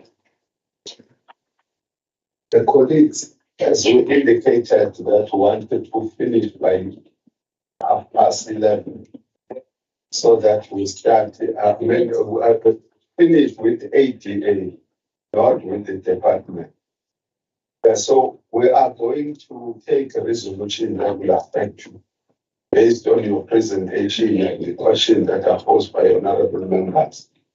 We will definitely take a resolution on the full spending of the budget, the 2.5 billion. We will take that resolution. You know it, it has been our fight, and we are told that you are all adhering to it. Although there was a huge resistance from government department. That's why I raised to and poke you. I'm one of the most excited people when we cut your COE as government departments, and then sent it to education where it was needed most, because there was a tendency of taking money to COE and then reprioritize after 6 months. And then we picked it up as the Finance Committee, and we want to, from 2015 until we had to cut that particular amount. Now we can see that we are crying. We have a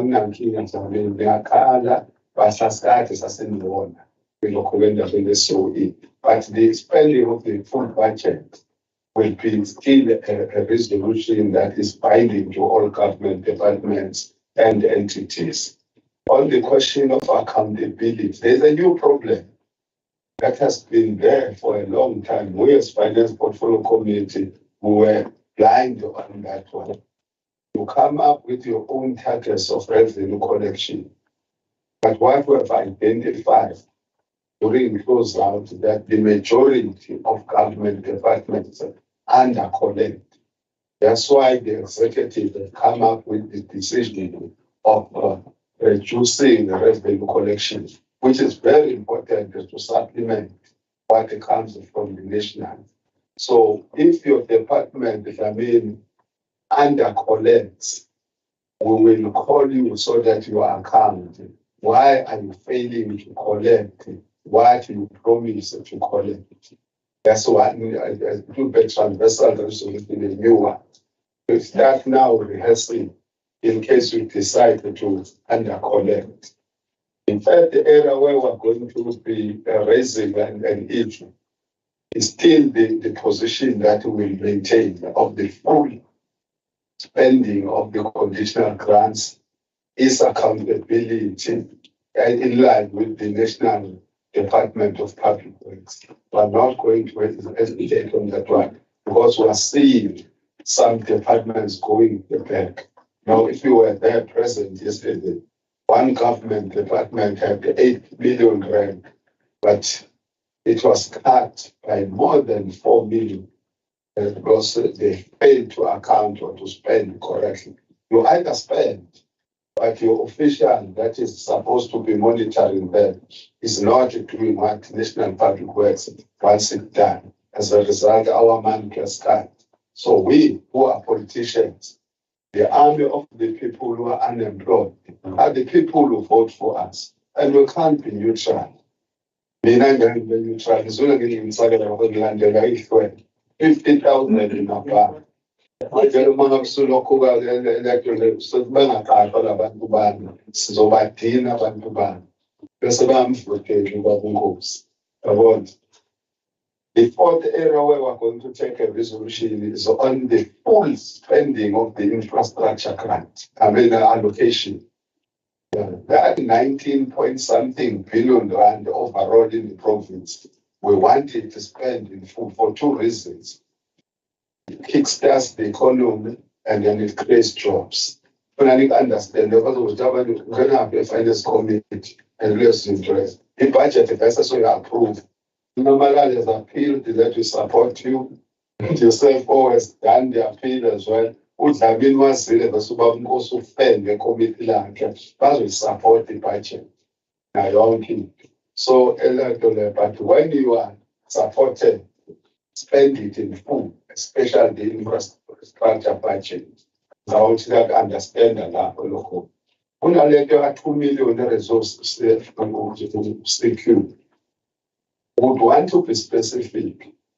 This money is allocated for the 3rd consecutive year.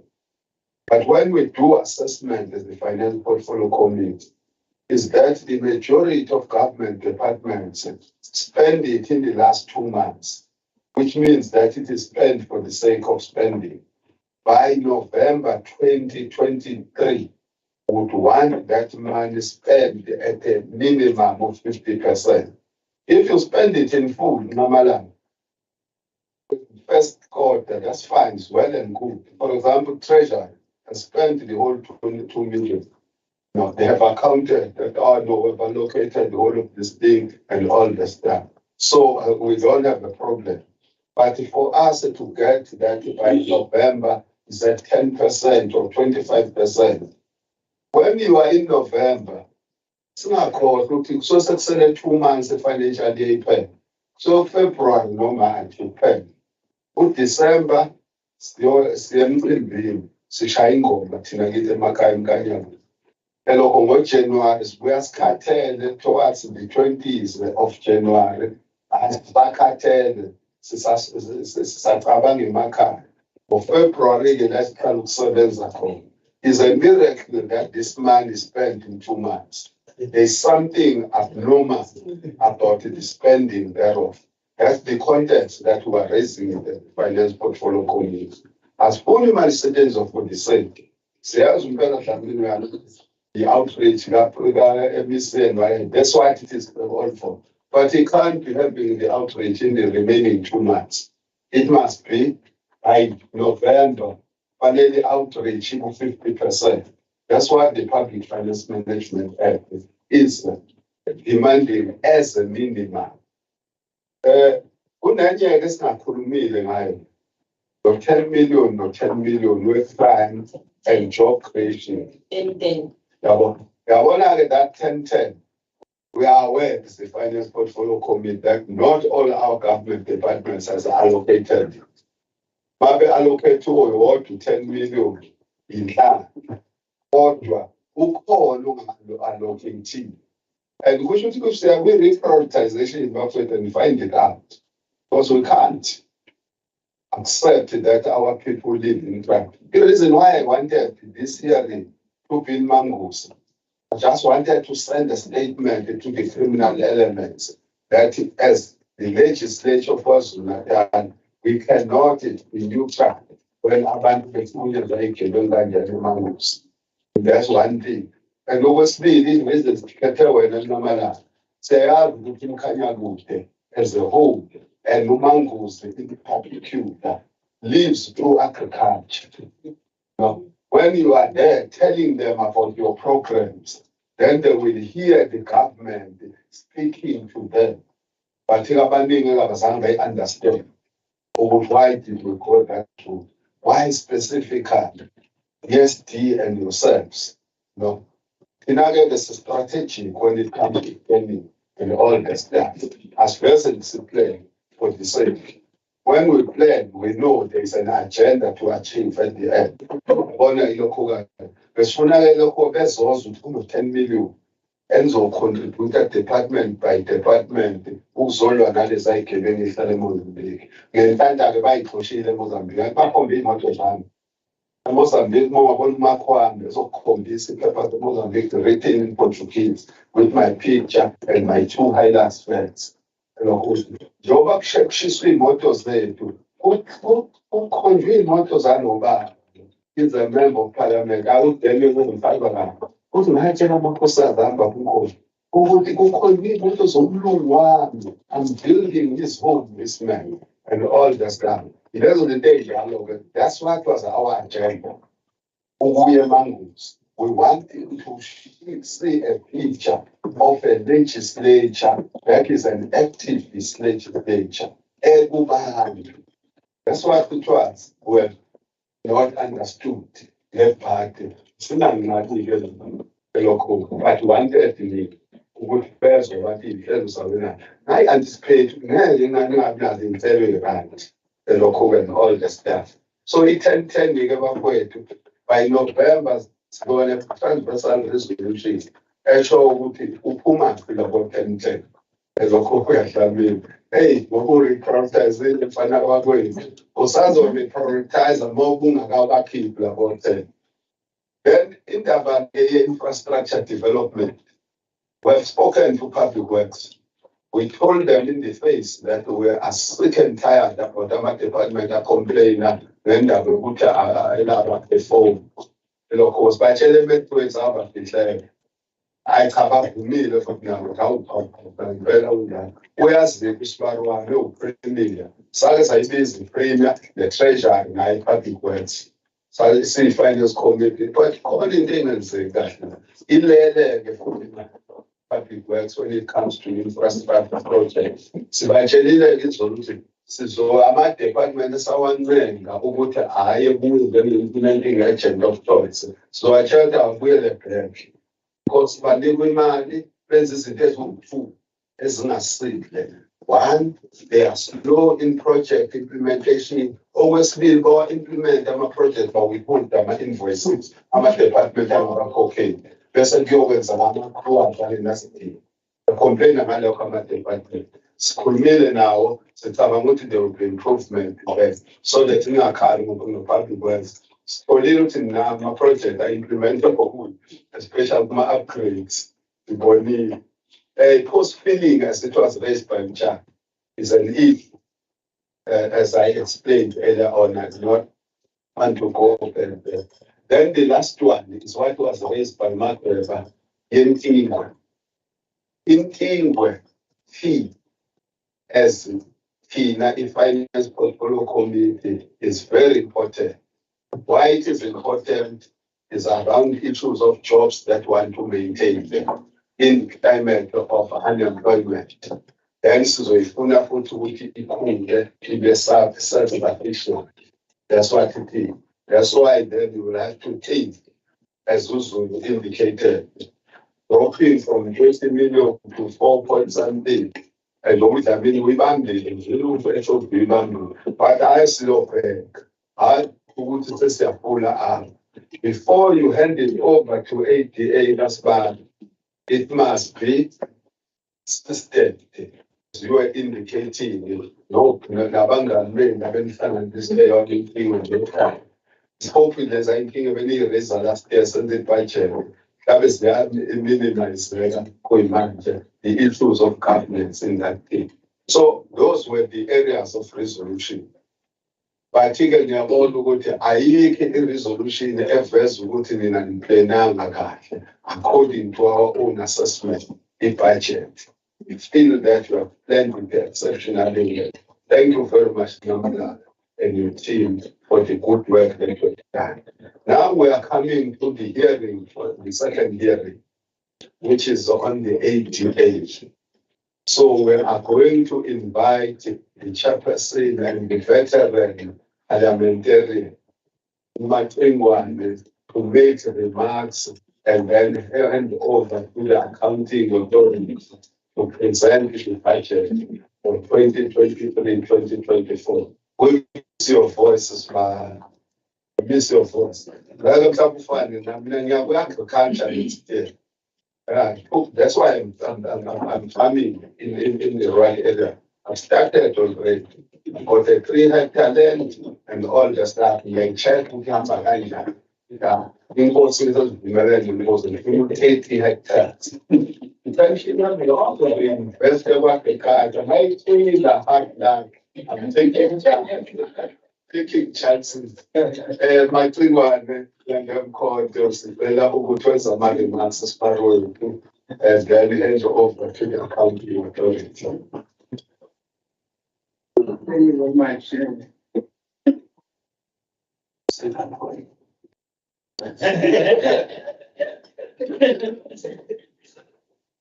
Chairperson, thank you very much. I'm going when also, although chairman the department led by the agency, I speak the balance. I'm going to say also to all members of the portfolio committee on finance,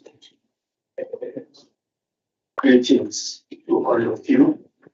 I must also thank you for the compliments that I had when I visited with another administration in 2011. But what Nadina Kar said is later about complimentary remarks that I echo as well. And I mean that it was a pleasure to serve together with Magdalena Kar. Although I was unwell, but I did serve under him in one other to and beyond. So, a very interesting experience having served under many of the youngsters of our country in our province, including even so.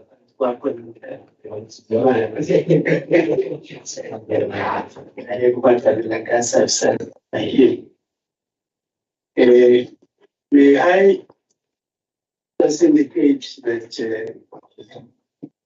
I will make just a few comments. My comments are going to also touch on an issue is based just to be proactive on that issue. I think in our case, since this board that I'm chairing, we have certainly ensured that still if we are not existing in isolation from the department and independently, but an entity of the department.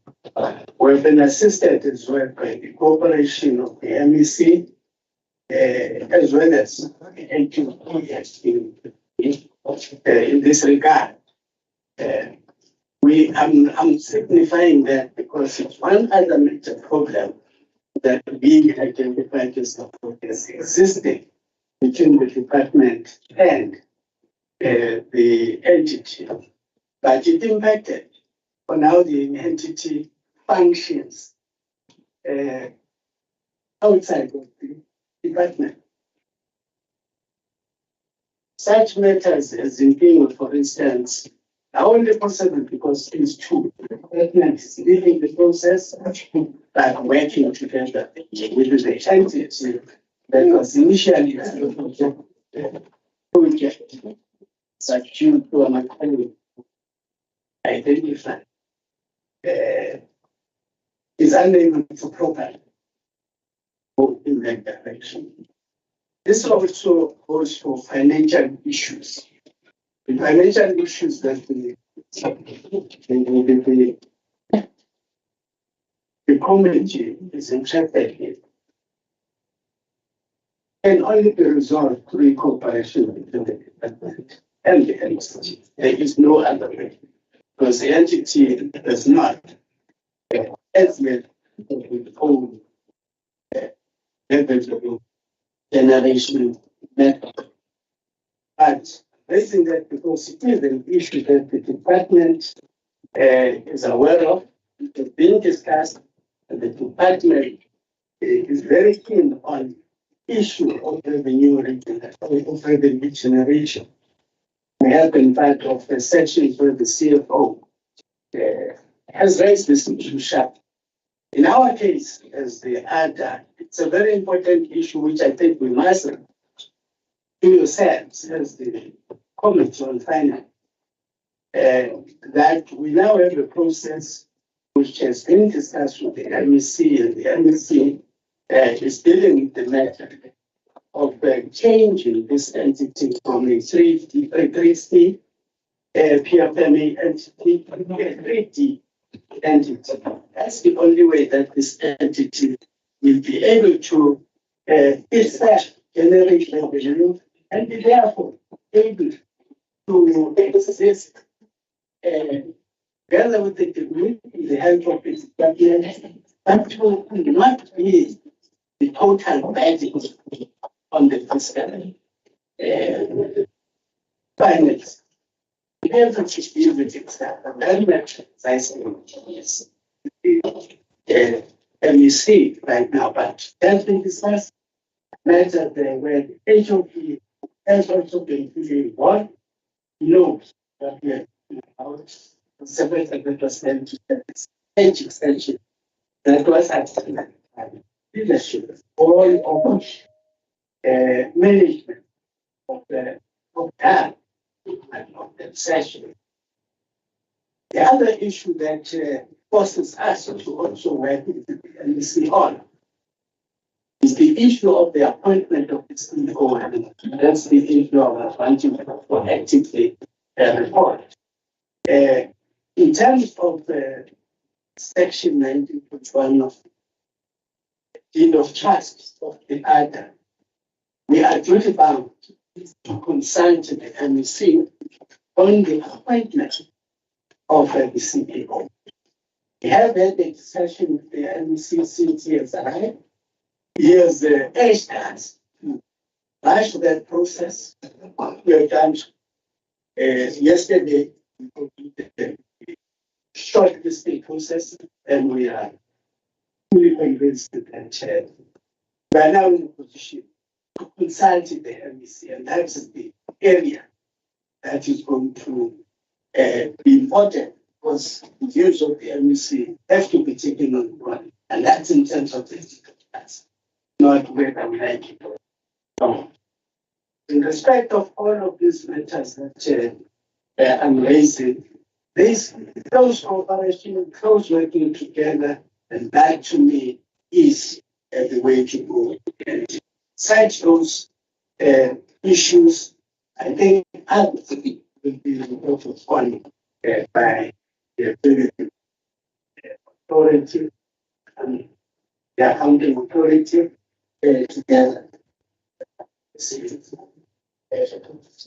But like, you know, which I think was important. Thank you very much. That's it. Anything is about the accounting authority. I discussed you, I spoke about the executive authority. I realize now that can the accounting authority and his or her team take us through the budget of 2023, 2024, focusing on demand. Was the EPP was done. I received an apology from the person of DARD, portfolio committee. She's not feeling well, but she's connected. She's present in the meeting. When you are connected in terms of the rules of the legislature, you are present in the meeting. Accounting authority. Honorable Chairperson, honorable members of the committee, honorable MEC, or Chair. The budget of ALBERTINA is informed by mainly four value chain that we are focusing at. These value chain include regulate value chain, white meat, grains, goats, horticulture. In addition, Chair, we are looking at starting a new value chain called Agribusiness chain. This coming financial year, we're going to focus mainly on revenue generation in the mainland marketing and DOT states. However, our approach on the project implementation is going to focus across the whole province in terms of spatial framework planning, wherein all our projects will be reflected and we see all the state of the province of KwaZulu-Natal. The first thing, it is important to note that besides this budget, ALBERTINA has been quite involved on partnership and investment. As such, during the mid-year adjustment budget, we will be reflecting some of the revenue enhancement that we might have received mainly for the post-settlement program in the DARD. As such, to others, decided to go for this original mandate wherein we also want to focus on post-settlement of farms, where farms have been given to the people from the Department of DARD, then commercialize them. With your permission, Honorable Chairperson, please allow me to request the CFO to prepare the order for 2023. Thank you very much. CFO, I know you. Yeah. Granted the budget, my name.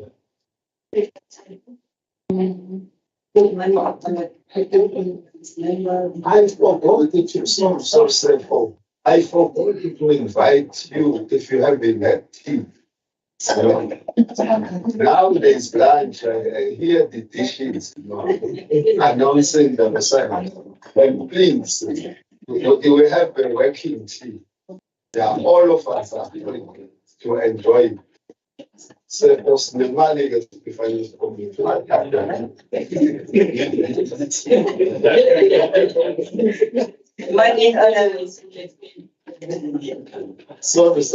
Oh, I forgot. I don't know why. I realized that I did not invite honestly. So you are invited.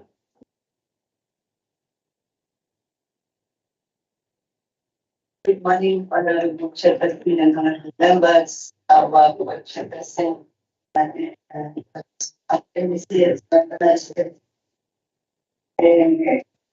and colleagues from DARD. I will be quite brief. I'll just start with slide 3, where we talk about our revenue. Our revenue is made mainly of revenue from sales, which are sales from common gene marketing with less certification scheme. We also have the people standard income, and then our main sponsor is the Department of Agriculture. And they are currently in the 2024 allocating 208.7 million for activities mainly relating to other. And then the 4.7 that has been mentioned relates to Dingwe.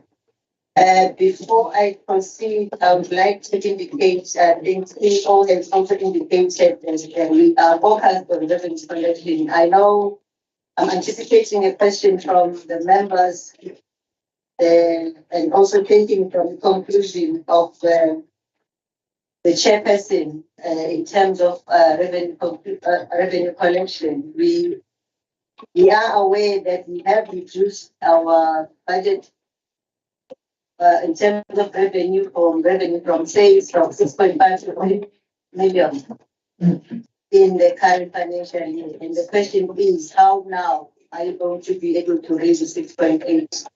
We are making a concerted effort of collecting the revenue and marketing irrigation scheme. Although it's not mentioned here, but it's a plan that we have in terms of ensuring that the adequate revenue that is collected at marketing. We are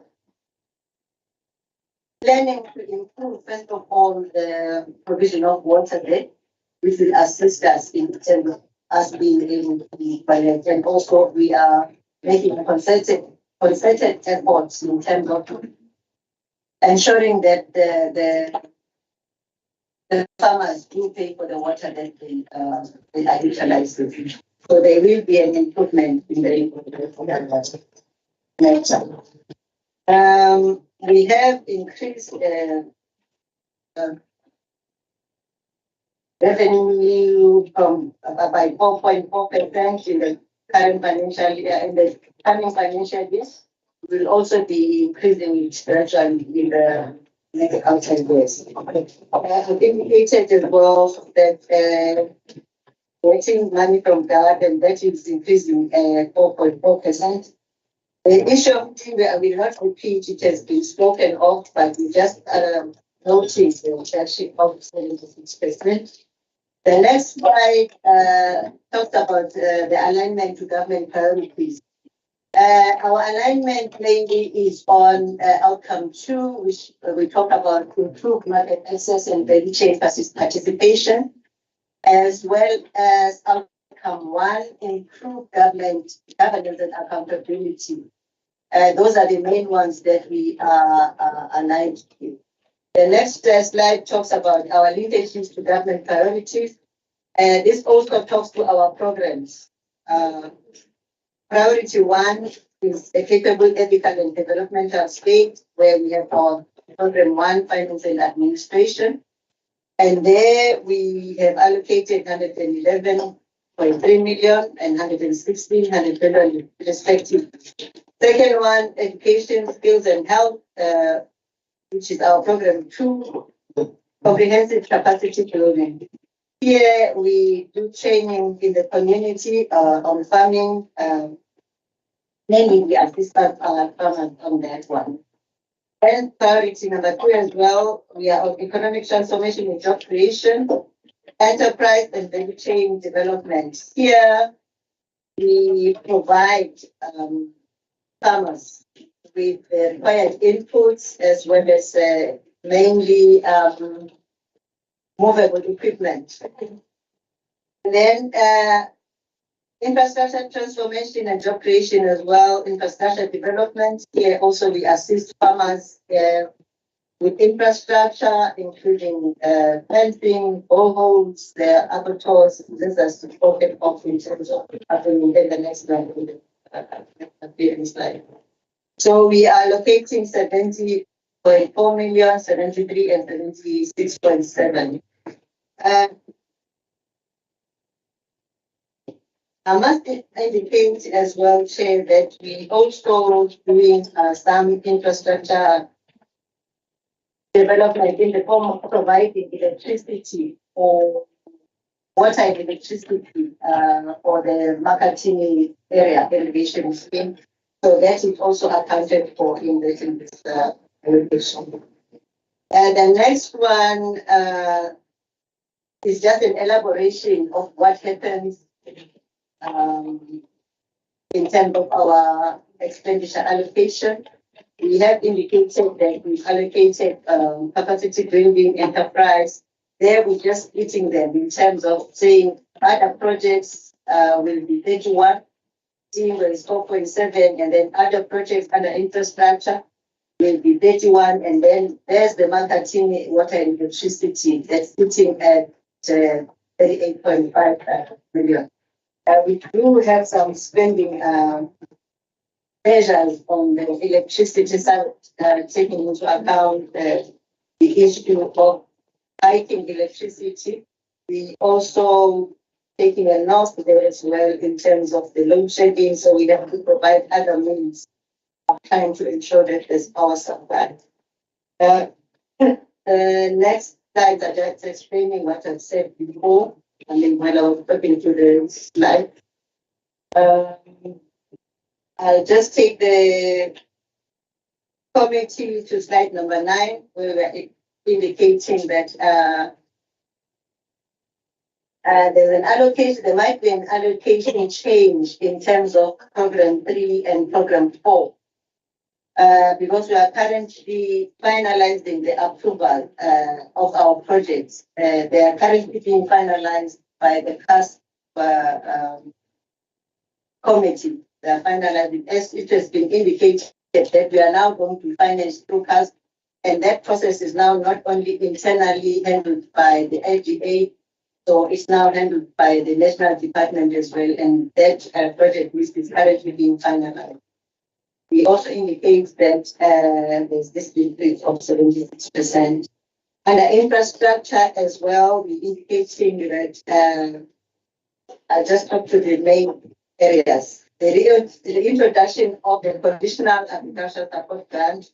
So we are indicating that there are slight delays, as I've indicated that we are currently, the national department is currently finalizing the approvals, so there could be change in terms of what is funded within the projects that we have.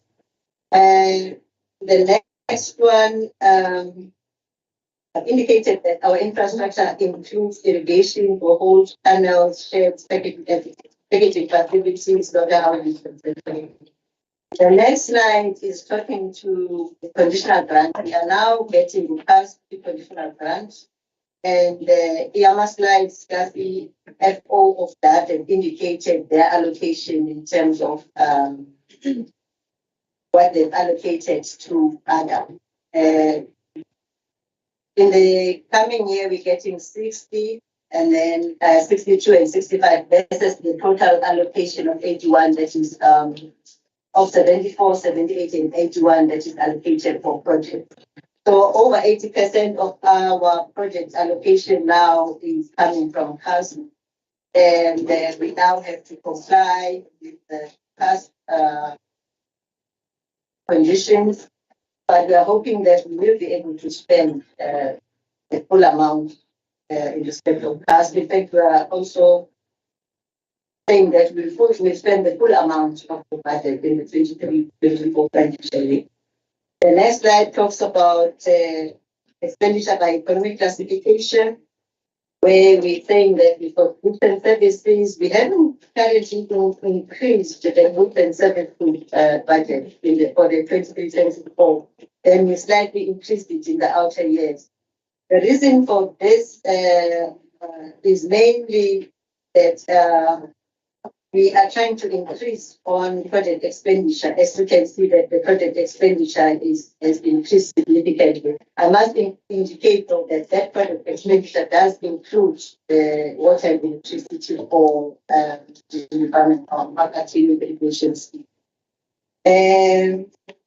Compensation of employees has been increased by 4.4%, and then we could be having a spending pressure here because we are aligned to the PSA in terms of our salaries.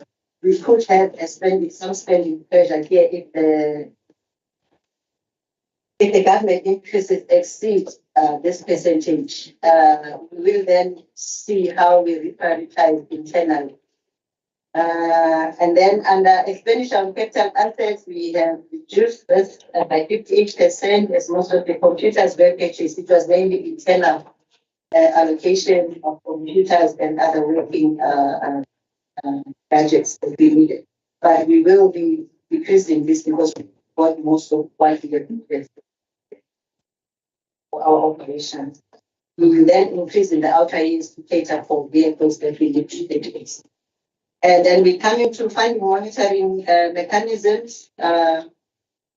We do have a funding agreement with DARD. We signed a yearly funding agreement, and it stipulates what DARD requires in terms of ADA. We require our APP, and we monitor that as well. Our CEO has indicated that we could be having more funding in the current financial year. However, we have not confirmed this as yet in terms of confirmed documents in writing, but we will be indicating that in our adjustment budget as soon as they are concluded and firmed up. In terms of monitoring of projects that are now funded by AGA, we do have funding agreements with beneficiaries, and these are monitored through steering committees comprising of other officials and beneficiaries. These are also visited by our monitoring and evaluation committee and then internal audits as well as the board. So there is adequate monitoring of the project.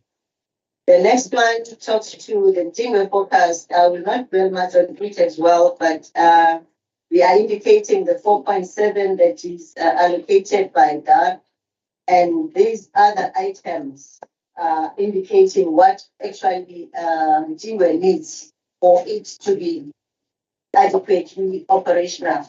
So here we're just reflecting a shortfall of 11.6 million after taking into account forecast sales. But we are indicating as well that we will not be getting to this 11.6 million deficit because we don't have the surplus reserves to fund it. But it's just an illustration of what the requirements are in this financial year. But we will be speaking to what we have been allocated by DARD with the promise that they will be providing more funding for Jingwe. But there is a focus amount of 11.2 from the sales of the team. But this will not be accomplished if there's no expenditure spent on it. So we think the farming forecast is just for illustration that this is how much we think requires and how much is able to fund from itself. We are just then recommending that the committee considers the budget draft for budget for approval and then notes that the Jingwe farming forecast and the proposed expenditure exceeding the allocation from DARD will not be incurred. We will not be overexpending of the Jingwe. We will keep on working on fundraising. Thank you, Chair. Very much, sir. Presented it very well here in our minds. And the message is side of 11.6. For other people, I don't know who are there. So that if pressures continue during adjustment, something could be done. I don't know. No, I just wanted to say. I just please mention it in person. That this is what we could get short for the understand. Despite the reprioritization process, they can come to the rescue or mobilize somewhere else. No, that's fine. No, that's fine. I did tonight my notes. That's a positive. Because now they press. You are always positive. Colleagues, is there anything that you want to ask from the presentation that was made by the chairperson, the accounting authority, and the CFO? Yes, Makeba. So, welcome the evaluation and also to have us from Jefferson. I think those remarks are very positive and I'm very in terms of when it's good opportunity to department and teach. If this content is being put out, the head of mathematics knows very well the challenges of teachers very well. And if those challenges are not worked out, see that there's a decline of revenue income. And also this transformation of the entity from trade to PPC, I think it will assist this entity a lot. Because to be able to have tax collection, tax and possible calculation from the different funds, of which they will be independent in terms of spending without depending on the department as such. They will assist a lot. And also, maybe one comment in terms of staff. You see, ensure whether the staff is permanent or temporary when the status is entering. So far, it will assist also that the staff becomes permanent. And therefore, if the staff is permanent, therefore we are guaranteed that that entity will sustain itself without dependency on the the last comment, it will be the issue of engagement. I'm happy that they are able to supplement the deficiency of the budget for PTM, and therefore we've got the positive projections in terms of assisting engagement moving forward. And also that we are aware of the department and also that they will just not fund team anymore, but it's just that they're not important. And also the last one is the issue of the infrastructure problems that we have as Ireland. I'm happy that Corona responded. There's a market friends, homes that are not functioning. Then from the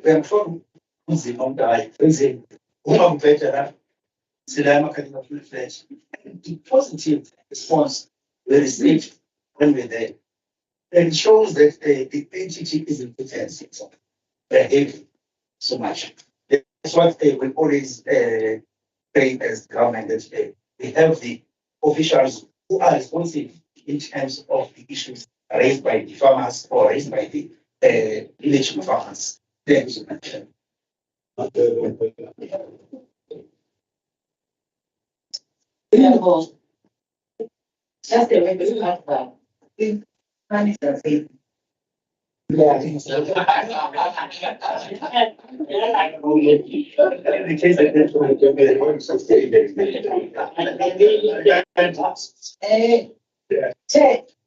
we realized the budget cuts on 71, but we believe that the plan says kind of provide so that we can be open page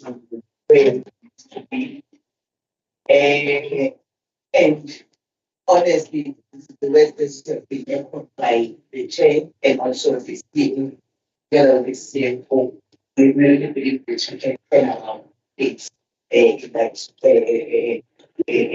aspect.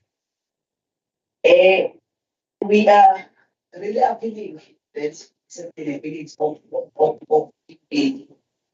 imagine if that's what we have we should teach the people that employ the other depends that it depends on the so it's a word to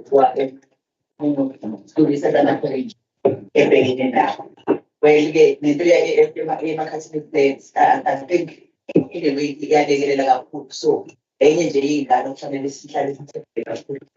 otherwise, we really appreciate it. Thank you so much, Chair. Thank you for the report on the deputy. of the rest.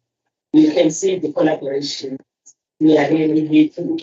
And the checklist has also indicated that the working relations now has been started, which will pay good results for the department. And Chair, I think I saw that 11. I wrote this 11.6 million. I said it's for 10.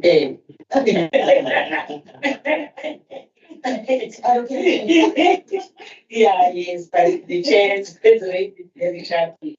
And the other thing, I think the colleagues have covered me about the presentation of the chairperson of AIDA on the transformation. I'm really covered, and we are thinking that this can be fast tracked. I know that the process now is briefly is honorable. So,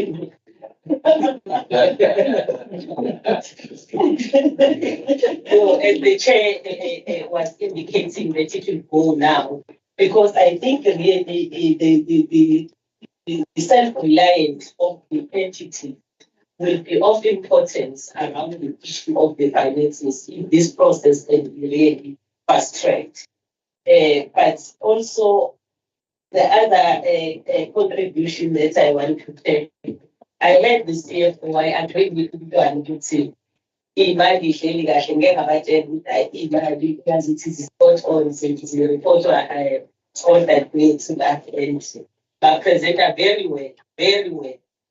And so we thank the HODs and also the CEO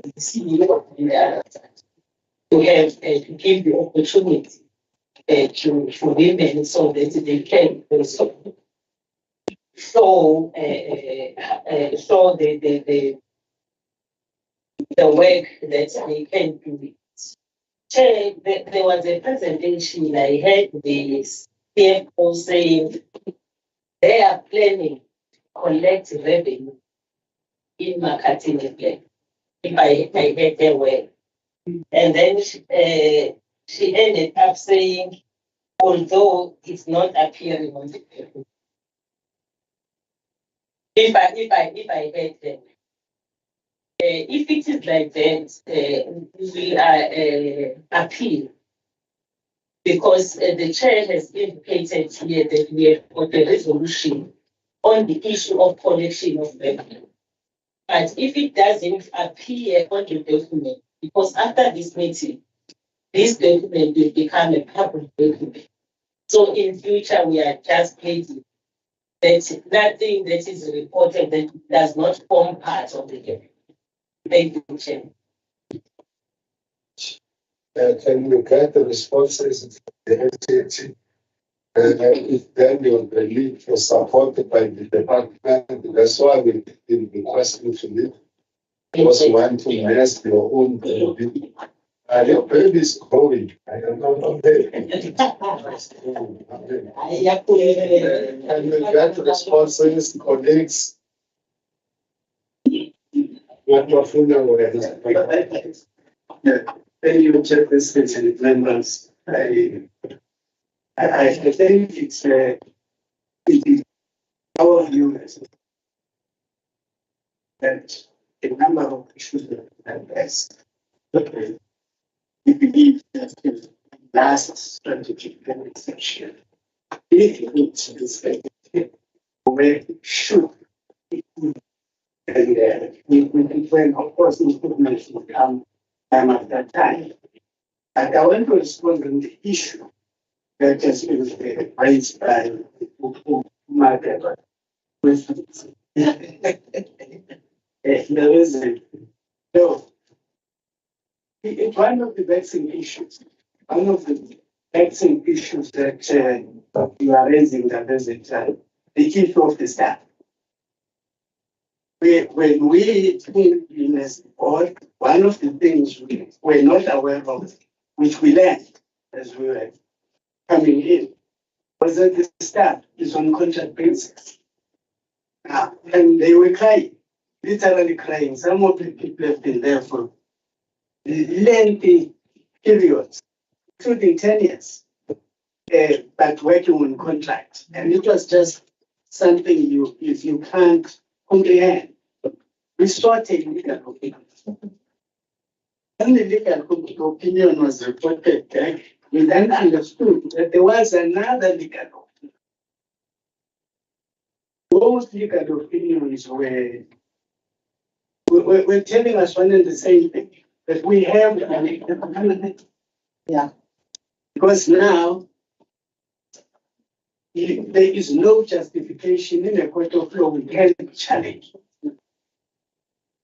The issue is that to do that, we have to make presentations to the MEC. From the MEC, those presentations must go to Treasury, and from Treasury, they must go back to the Provincial Executive Council. That was attempted, but we were unsuccessful. We have now started a new process, and one of the issues that the MEC is aware of, but we are still going to be making further presentations. In the meantime, the board has taken a decision that in line with the MTEF, we cannot have staff that are short-term to the extent that if they can't even be catered for within the MTEF. Because they are finite for the MTEF, we have said our MTEF is a 3-year span. Therefore, all of them are now on 3-year contracts, ending these arrangements that we must then do with the relevant offices. And we do believe, and that is stabilize our staffing complement a great deal. Otherwise, we have been having serious problems with people leaving the entity, and therefore, with no institutional memory remaining except for those few who have nowhere to go. That created a lot of instability, but it also created anxiety and led to those employees, yes, functioning because they have to function, but their security was an issue. We dealt with one of the most vexing aspects as well, that some of them were just not having their contracts being renewed for no reason. And these are all things that the board has grappled with, but what we are confident with is that management is on board, management is dealing with the labor issues. More than that, we have now established a platform for engagement between our labor and the management, with access to the board committee where there are issues. So the matters are discussed by the board, but management is not being disturbed in doing what they should be doing. In that sense, therefore, I think we are all, and I think we must take also, we are encouraged by the views of the committee members that have spoken about this issue of self-sustainability. Anyway, has to be self-sustainable, but the entity itself has to some extent be self-sustainable, and the future projections are not going to be very good. We are all part of these matters, and we know that it's not like the department. I always tease the CEO, the CFO, that like all CFOs, they don't have money, and therefore they don't give money. But the issue is when they present, and you look at what the demands are for the fiscus, then it tells you that in the future, our governance is not innovative enough to make such programs as these ones, to be able to look after themselves, but the work of assisting the people must continue. And that's what we are hoping for. with this one. Otherwise, we're thankful. From my side, I think we're encouraged. Any additions, accounting, authority, and your team? Thank you, Honorable Chair. From us, with all the petitions, we appreciate the guidance in terms of where we are for sure in the issue of the revenue collection in our report. We really appreciate the guidance. Chair, I think just comment the same thing where he and Makatini, they make me not to sleep at night. So they priority. And I did that I will make sure that I address this concept of education. Your colleagues were not going to come up with the areas of focus for you. They are the same, but they will differ in terms of your responsibilities. But many of them are applying to you. And that's why we say, when we come to the hearings, before the first hearing, we will have the things that we'll be looking for in order to turn around the situation in government as the Finance Portfolio Committee. As we have come to the end, to how were you playing or paying his induna that year when you were decreeing. I would want you to know that the matter of his induna has been pursued by underground structures and government of the province until we want the pay. Full amount of the pay has been acquired, and then all is in Zulu qualify will get it. Uba uqalanga besikweleta lonke leminyaka abantu bakuzokwenzeka lokho. Abanye bazokwazi ngoba kuthi mase kubhaliwe incwadi lwaseni. Abanye bangena kule method when the method had been taken to ABC. I don't know what is that thing called ABC. When we heard about that, we decided without any mandate to get involved. We as the Finance Portfolio Committee knew in October that the budget of 2023-2024 will have full funding of the back payments. Because we have to engage as a committee the National Treasury on the matter. Says ABC, abanye bathuka government bekhuluma into zabo abayithandayo elokhuka wayithuleni ugovernment wasebenza quietly kanye nama-activist amanye. So wanted just to inform you, yazi ukuthi waba unpopular kanjani ukukhokhela induna. I received a call sasindekithini emajuba ngifonelwa abantu bekhala bakhoda KK uzoyivuma kanjani lento kaPrezi. Imali yenduna kanjani azange ngitshele sibani ukuthi engathi unpopular.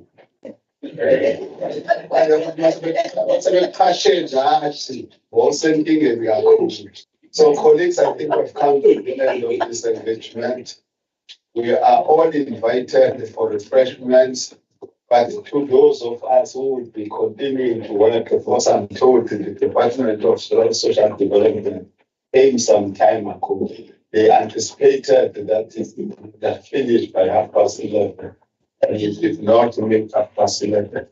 So, thank you very much, my brother and my leader. Thank you very much, Chair of the Board. And thank you very much, HOP and the whole team for the good engagement. So now I'm not the game. Because the budget and I think it's part of my sleepless nights. Thank you very much. Oh, yeah.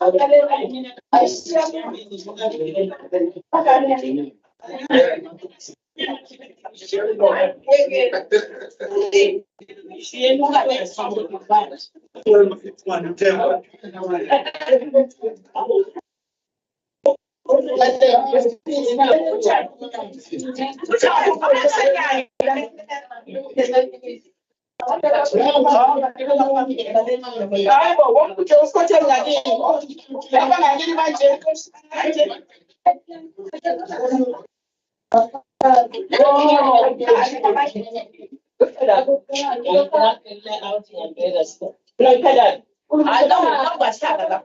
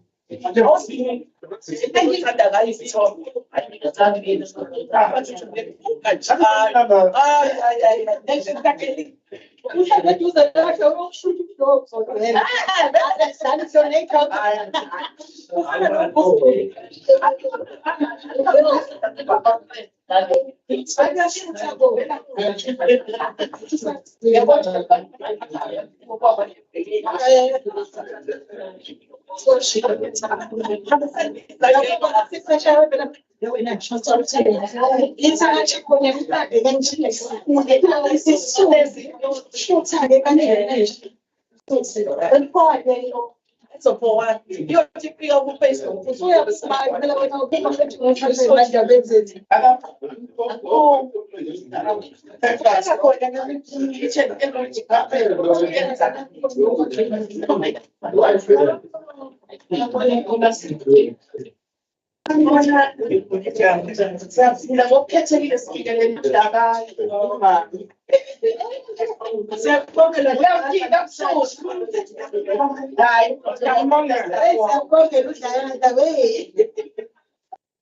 izomkhuphula alenzi iphutha lokuvalelisa thina dlangani ayenzi leyo mistake ngoba ngeke kuphumule kahle ekhaya.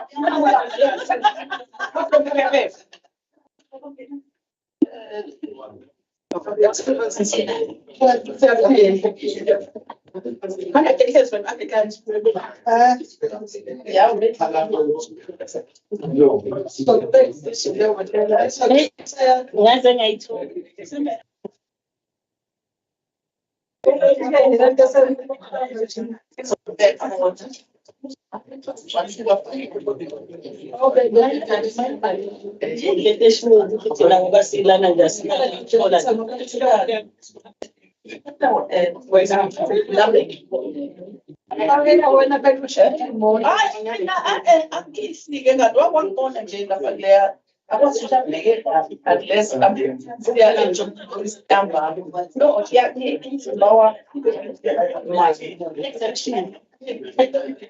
Where's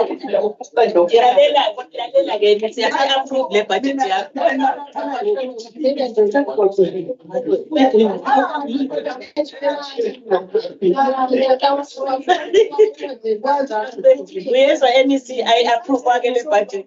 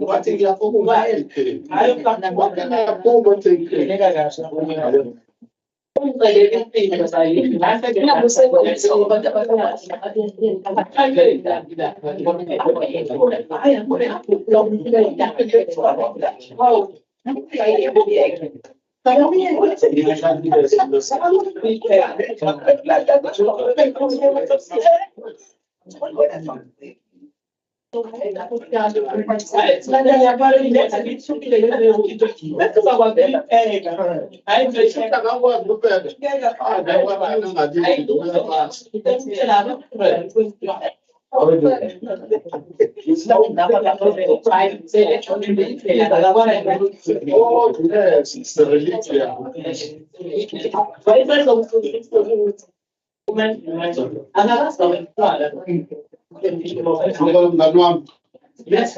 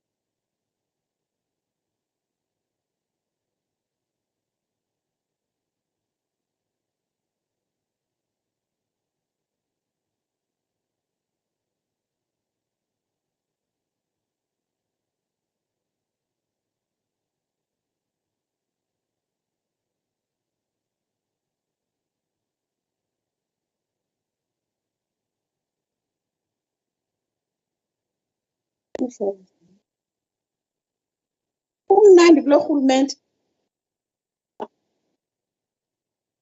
Abantu bayatya ngexesha lomsebenzi.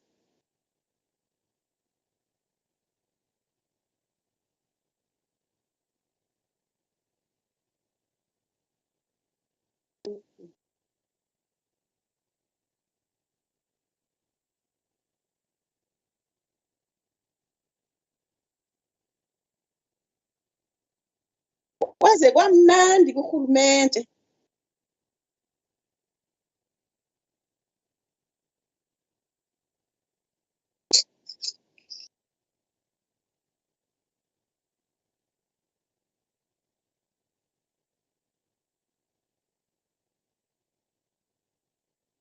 Ngeleke.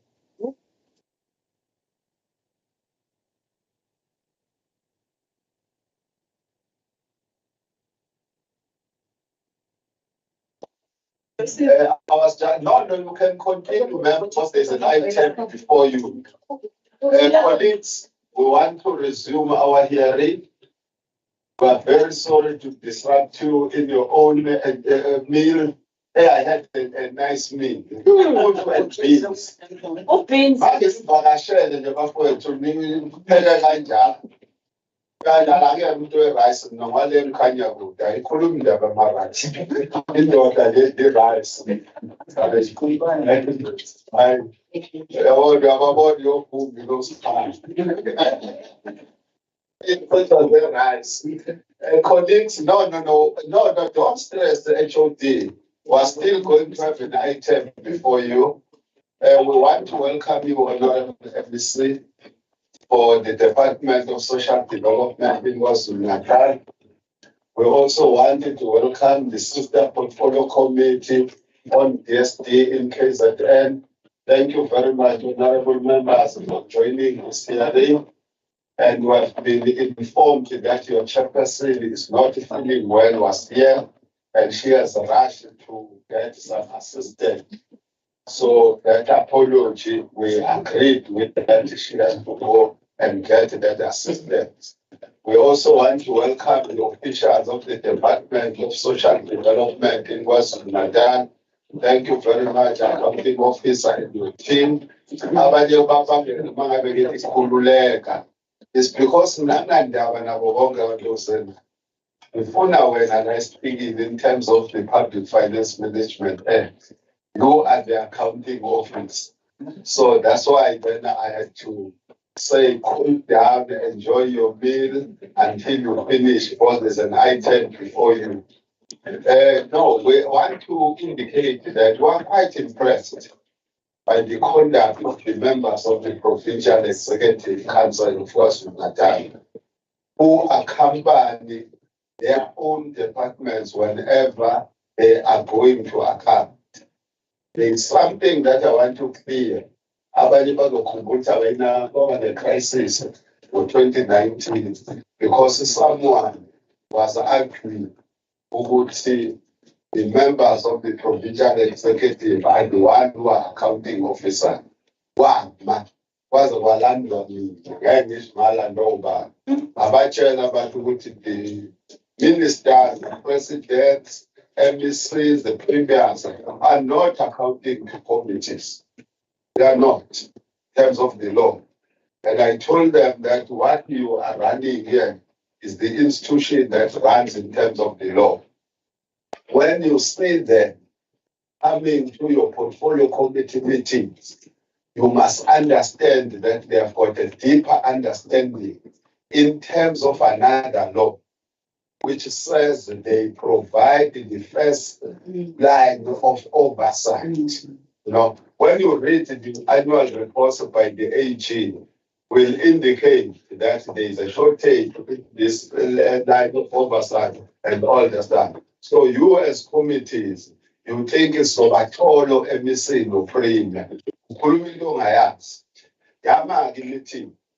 Yama meeting. Eloko kufanele kuyosota in the legislature. Was obviously ama veterans and then these people are not accounting to us.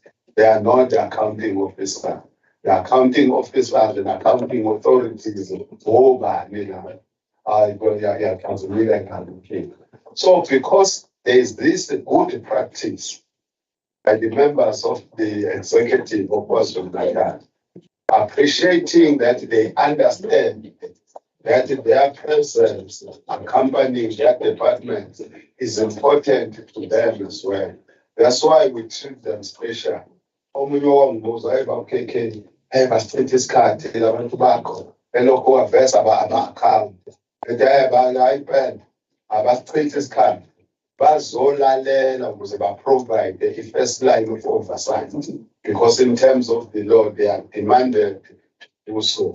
So because we appreciate the attendance of the members of the Executive Council, we'll always give them the opportunity to make remarks. But we don't feel offended when they assist their departments in responses. There's nothing wrong with them, because they might be clarifying issues of police and whatever, because the police is on their side. So we understand all those things. So Mama Umkatin, MEC of DST in KZN, we are giving you this opportunity to make remarks in appreciation of meeting with us as the Finance Portfolio Committee of KZN. Thank you for that.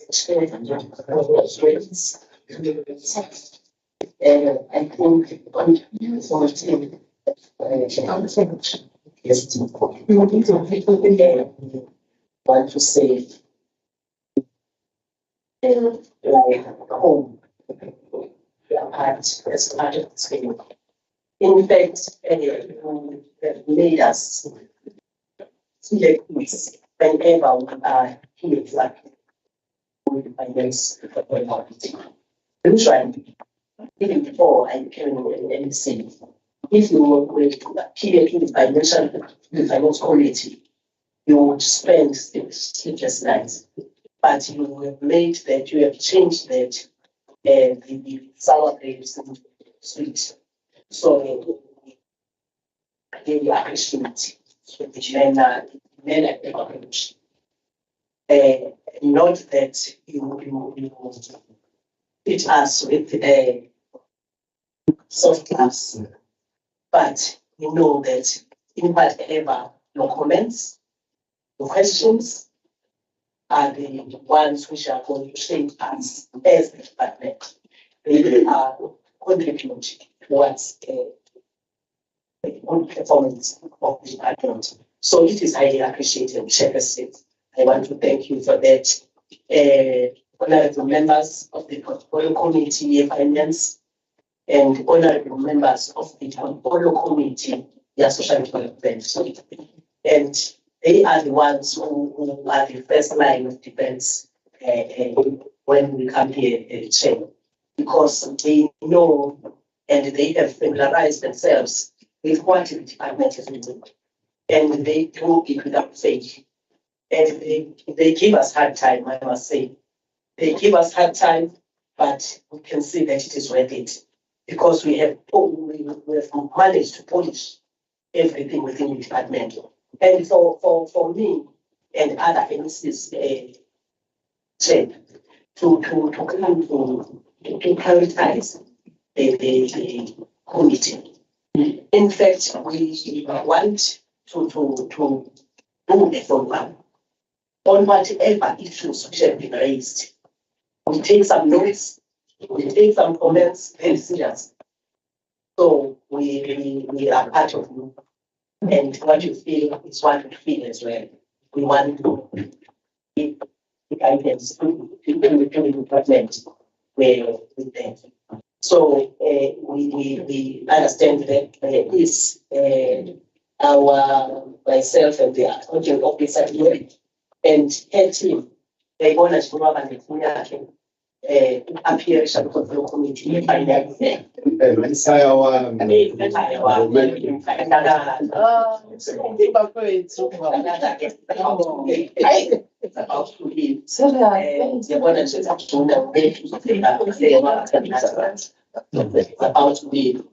Kodwa-ke siyabona ukuthi simphathe kahle.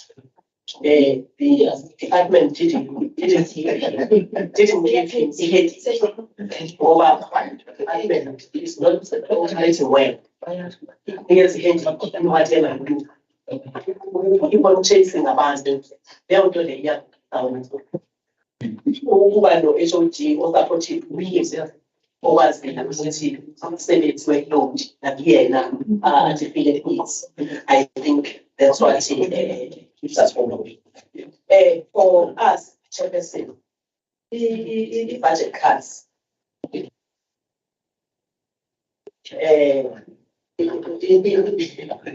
So it has just affected us, just below the belt, if I may say. You, by the look of things, the adjusted budget, if you look at it, you can see that highly affected. The 2023 to 2024 the budget allocation is lower compared to the current year's adjusted budget by 71.9 million. When compared to the projected actual expenditure of 2022-2023. This is indicative of the serious challenges that the department is going to face going forward. Because since we are talking about the budget cuts in these outer years, we can see that we haven't cut the service delivery. The services we've been providing, we're still providing the same services. And the expectations when it comes to the NPOs, the budget which is to go to the NPOs, the allocation of the NPOs and everything, we can see that the NPOs are expecting the department to support them without paying. And on top of that, there are new NPOs which are expecting us to support them as well. And we cannot say no to them.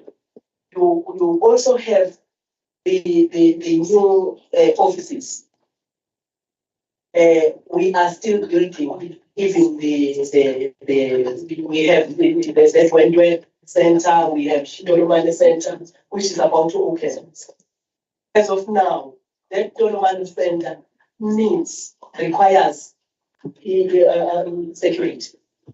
We cannot leave it unattended. We have Wendwe as of now, which need to be provided with staff, with security and everything. Those days I'm talking about new centers, which need to fully-fledged staff of the complement. So you can see that the budget cuts, with the budget cuts, is a strategy, coming to the compensation of the employees, we are feeling the pinch because the budget cuts did cut even the warm bodies who are in the office. So that's what I'm saying. I don't want to lament too much. I'm not used to that, but I don't have, this leaves me no choice but to lament when it comes to this appearing to the portfolio committee.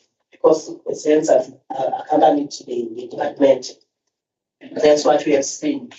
We spent sleepless nights when we have people who should be paid, those NPOs, those service providers. So it is very difficult. But when we want to assure you, we want to commit ourselves. We are not taking anything which compromise the delivery. We will do whatever it is. If it means we need to go beyond, to overstretch ourselves, we have to do so. Yesterday, we sat with the department and said to them, let us devise other strategies because we should have tactics of how we deal with the daily life of the department. Let us devise other tactics. But we should be seen and give hope to our people. And our department is dealing with the most vulnerable. So we are not lamenting, but we want to commit ourselves to yourselves, saying we won't allow any compromise service delivery. Thank you. Thank you very much, Honorable Alice, for this remarks. Indeed, these are tough times. These are tough times. We hope that they will improve by 2025, as we projected when we COVID hit us. We thought we would turn the corner by then, but it seems as if we were not turning the corner because of the things that the SONA and the SOPA raised in the current year. So that's the unfortunate part. We are not disputing that we understand the role that you are playing. You are playing on the ground, especially when you deal with people in distress. That was the reason why, as the finance minister, HOD will tell you that I've been engaging the head and the main HOD of Agriculture and Rural Development. One thing we hear to take place in mangroves specifically. There was a very important message that we wanted to send as a legislature, that the 20 million that the Premier wants from each department, and then where it could have been better arranged.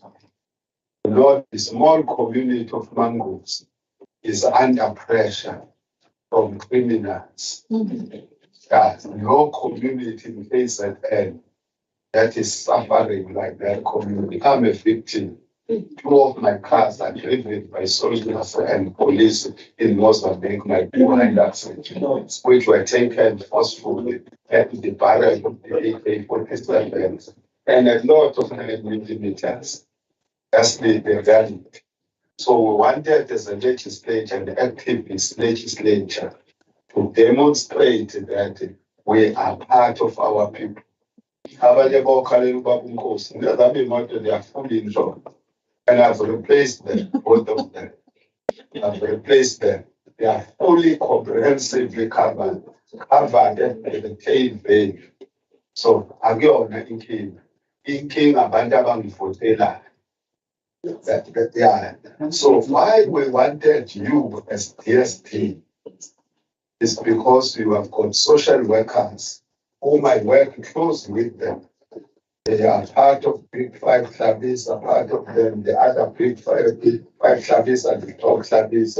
I work with both of your offices in order to deal with the life of our people.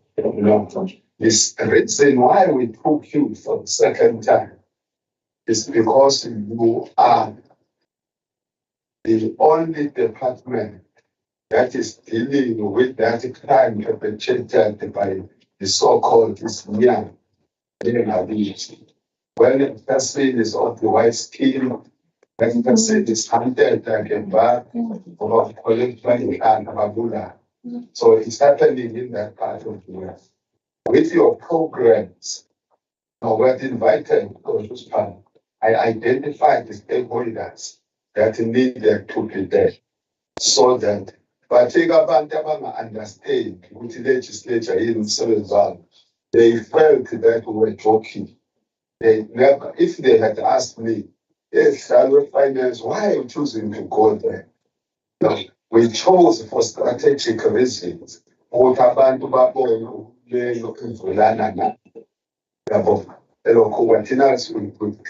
be an activist legislature. When you are an activist legislature, you must be seen as an activist. Like in the one I was hijacked. All social workers within hours they came there to render support to me. That's what it is. An activist department. So thank you very much. We understand you have got a shortage of resources, but umsebenzi wenu sawubona wenzeka on the ground.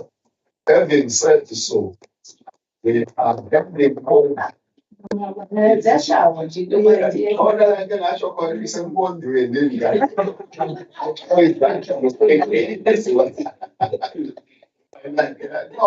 that, but really we need to encourage these people. They are very much stressed because of the cars. You can look at one of the tables and you see the cuts that they are going through in the current financial year, next year and the other year. You'll be shocked and all the rest. Bringing stress is that and all that. So we're handing over to you, accounting officer, HOD and your team. Table to us the budget for 2023-2024. We want to plead with you for compliance purposes. There are a number of documents that we demanded, but those documents we know where they are dealt with. So please don't worry yourselves on a Friday to give us the APP, because the APP has been dealt with from the first draft up to the last draft by the relevant portfolio committee. And then again, I'm a portfolio committee, I asked the students that. So you have a nice good day dealt with them. So for you not to waste your energy on Friday, you will just zoom on the runs and sets. Because funny man, ukuthi ezothenga their APP ihamba kanjani. Bayayazi baya-approve-ile kwabona. Thina nje sizolalela sibheke i-compliance here and there, bese siraise ama-issues ange-improve i-financial lokho ka-accountability, bese sobe sesiqedile la. So HOD and the team. Thank you very much, Honorable Chair, Honorable members of the Finance Portfolio Committee, MEC of the department, the Honorable members of the DSD Portfolio Committee. We will be presenting our work that we've done in terms of the request by the committee. The budget for this vote was formulated in terms of the treasury guidelines for 2023-2024 MTEF. The fiscal constraints, as the MEC has highlighted, continue to affect the planning and the implementation of programs over the MTF due to the decline in the allocations for some of the priority areas. So the presentation will therefore provide an outline of the 2023-2024 MTF budget allocation for both stages, which is the Department of Social Development Program and Economic Justification, as well as the comprehensive analysis of the year-on-year growth and spending trends. Honorable Chair, I will want to go to the vision and mission because we haven't changed. It's still the same. The strategic outcomes, still the same, but I think we can emphasize that what we want. We know that the current administration is very much looking at issues of outcomes and impact. So the outcome of the department will be looking at reduced levels of poverty, inequality, vulnerability, and social ills, which affect most of the areas, including the area that the Honorable Chair is referring to. Empowered, resilient individuals, families, and sustainable community. That's what we want to see in our communities. And the third outcome is an enabler for the two outcomes for us to realize them, which is functional, efficient, and integrated sector. So we do have the core functions of the department, which is developmental social welfare services, as well as the provision of community development services. We do have the legislative mandates of the department, which remain the same, that we need to adhere to. So some of the challenges that worry us, honorable members, the fact that most of our work includes issues that are federally mandated. So where you find that if you do not have enough budget, you are unable to meet the constitutional obligation or rights of the citizens of the province. That's why we are worried in the main when the budget is done year by year. And then when we go to the next line, on slide 9, is the summary of the receipts and financing that we have prepared. The acting CFO will then take us on that in terms of what we have. The acting CFO, members, Mr. David Ngomezulu, who is the acting CFO. The acting just speaking. Ngomezulu, can you take us through the budget? Thank you, Honorable Chair.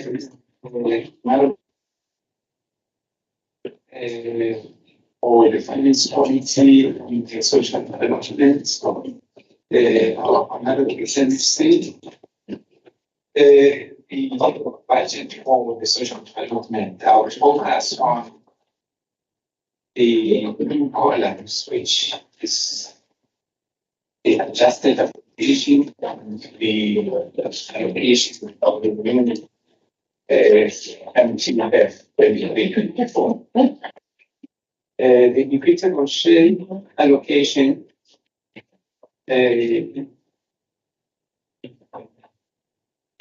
for the new financial year is 3.21 billion. It is showing a decline from the adjusted allocation of 3.292. And if you look at the revised estimate, which is our projected actual expenditure, it's reflecting the same as the adjusted allocation. The conditional plan, we only have one conditional plan, which is the BWP, which is also declined from 37.6 million to 28.8 million. And this is now going to put the strain on the COE for the officials in the department. It is declining from 48.1 in 2021, and it's declining to 28.8 million. So the allocation, the total allocation for the board, it's 3.260 billion from 3.329 billion. As indicated by the MSD, the difference is 71 million, which is now an indicative that the department will struggle to meet the payments within 30 days, because the cash flow that we will be receiving as a department each month will be less than the contractual obligations that we have as a department. If we move to the table for revenue in page 13, we are estimating to collect 10.937 million in the new financial year. The previous or the current year allocation is 10.436. We are struggling a little bit in the current year, as we are projecting to collect the 8.7. It's because of the handicraft center in Newcastle municipality, which is SISULU handicraft center. It was hit by the pandemic, COVID-19. The sales were halted, and the production of handicrafts was also halted, and there were no sales. So its recovery started a little bit in the current financial year, we are hoping that in 23-24 there will be improvement. The next table is in page 16. I'll focus on the 23-24 MTEF period, where we are getting additional funding for cost of living adjustments, carry through costs at 3%. In 23-24, it's 27.7, and it's 27.6 in 24-25, and 27.29 in 25-26. However, because of the update on the provincial equitable share data, there are cuts in 24-25 of 16.3 and 28.8 in 25-26 financial year. The other rands and cents are in page 18, where it shows the allocation program. Program 1, 23-24 is 552.7 from the adjusted appropriation of 591, so there's a reduction there. So our welfare services is 870.2 from adjusted budget of 863. Children and families in 23-24 is 1.145 billion from 1.168 billion during the adjusted budget. To restorative, we have seen an increase of 471 total allocation from 438 million. Development and research also the prioritization. It's 274 from 469 adjusted appropriation. And in terms of economic classification, which is the next page, starting from compensation of employees. In 23-24, the allocation is 1.621 from 1.764 billion. The difference between the two is 74 million. And in terms of goods and services, it's 788 from the revised of 780. The slight increase is because of the reprioritization that we did just while we prepared the budget. But we are aware that it's inadequate. Because if you look at the projected actual expenditure, it's 849.8 million. There are cost drivers there, like security services, as indicated earlier by the Honorable MC, that the security services is eating a lot from the services budget. So it's in terms of transfers, provinces and municipalities where we pay the licensing of KZN on the vehicles and renewals, it's 1 million from 991. Adjusted departmental agencies and accounts where we pay for HW data. It's 5.7 from 4.2.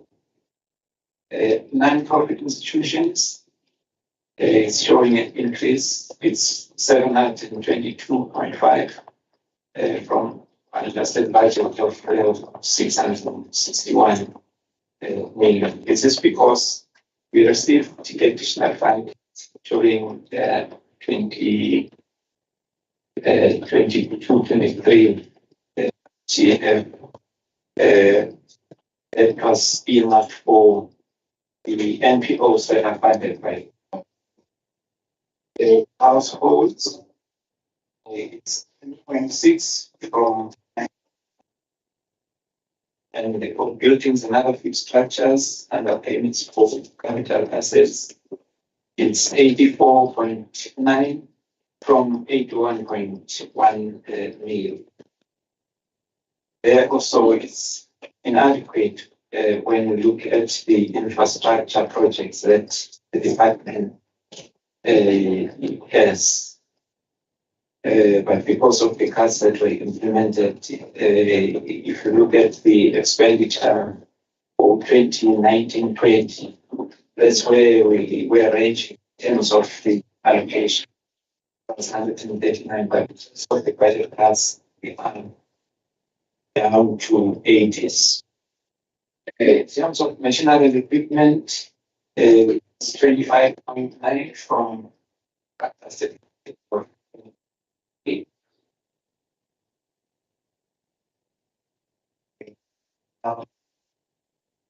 patients the program is based on the true from program and the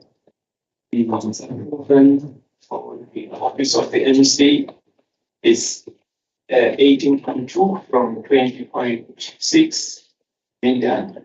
The corporate management is 316.7 from revised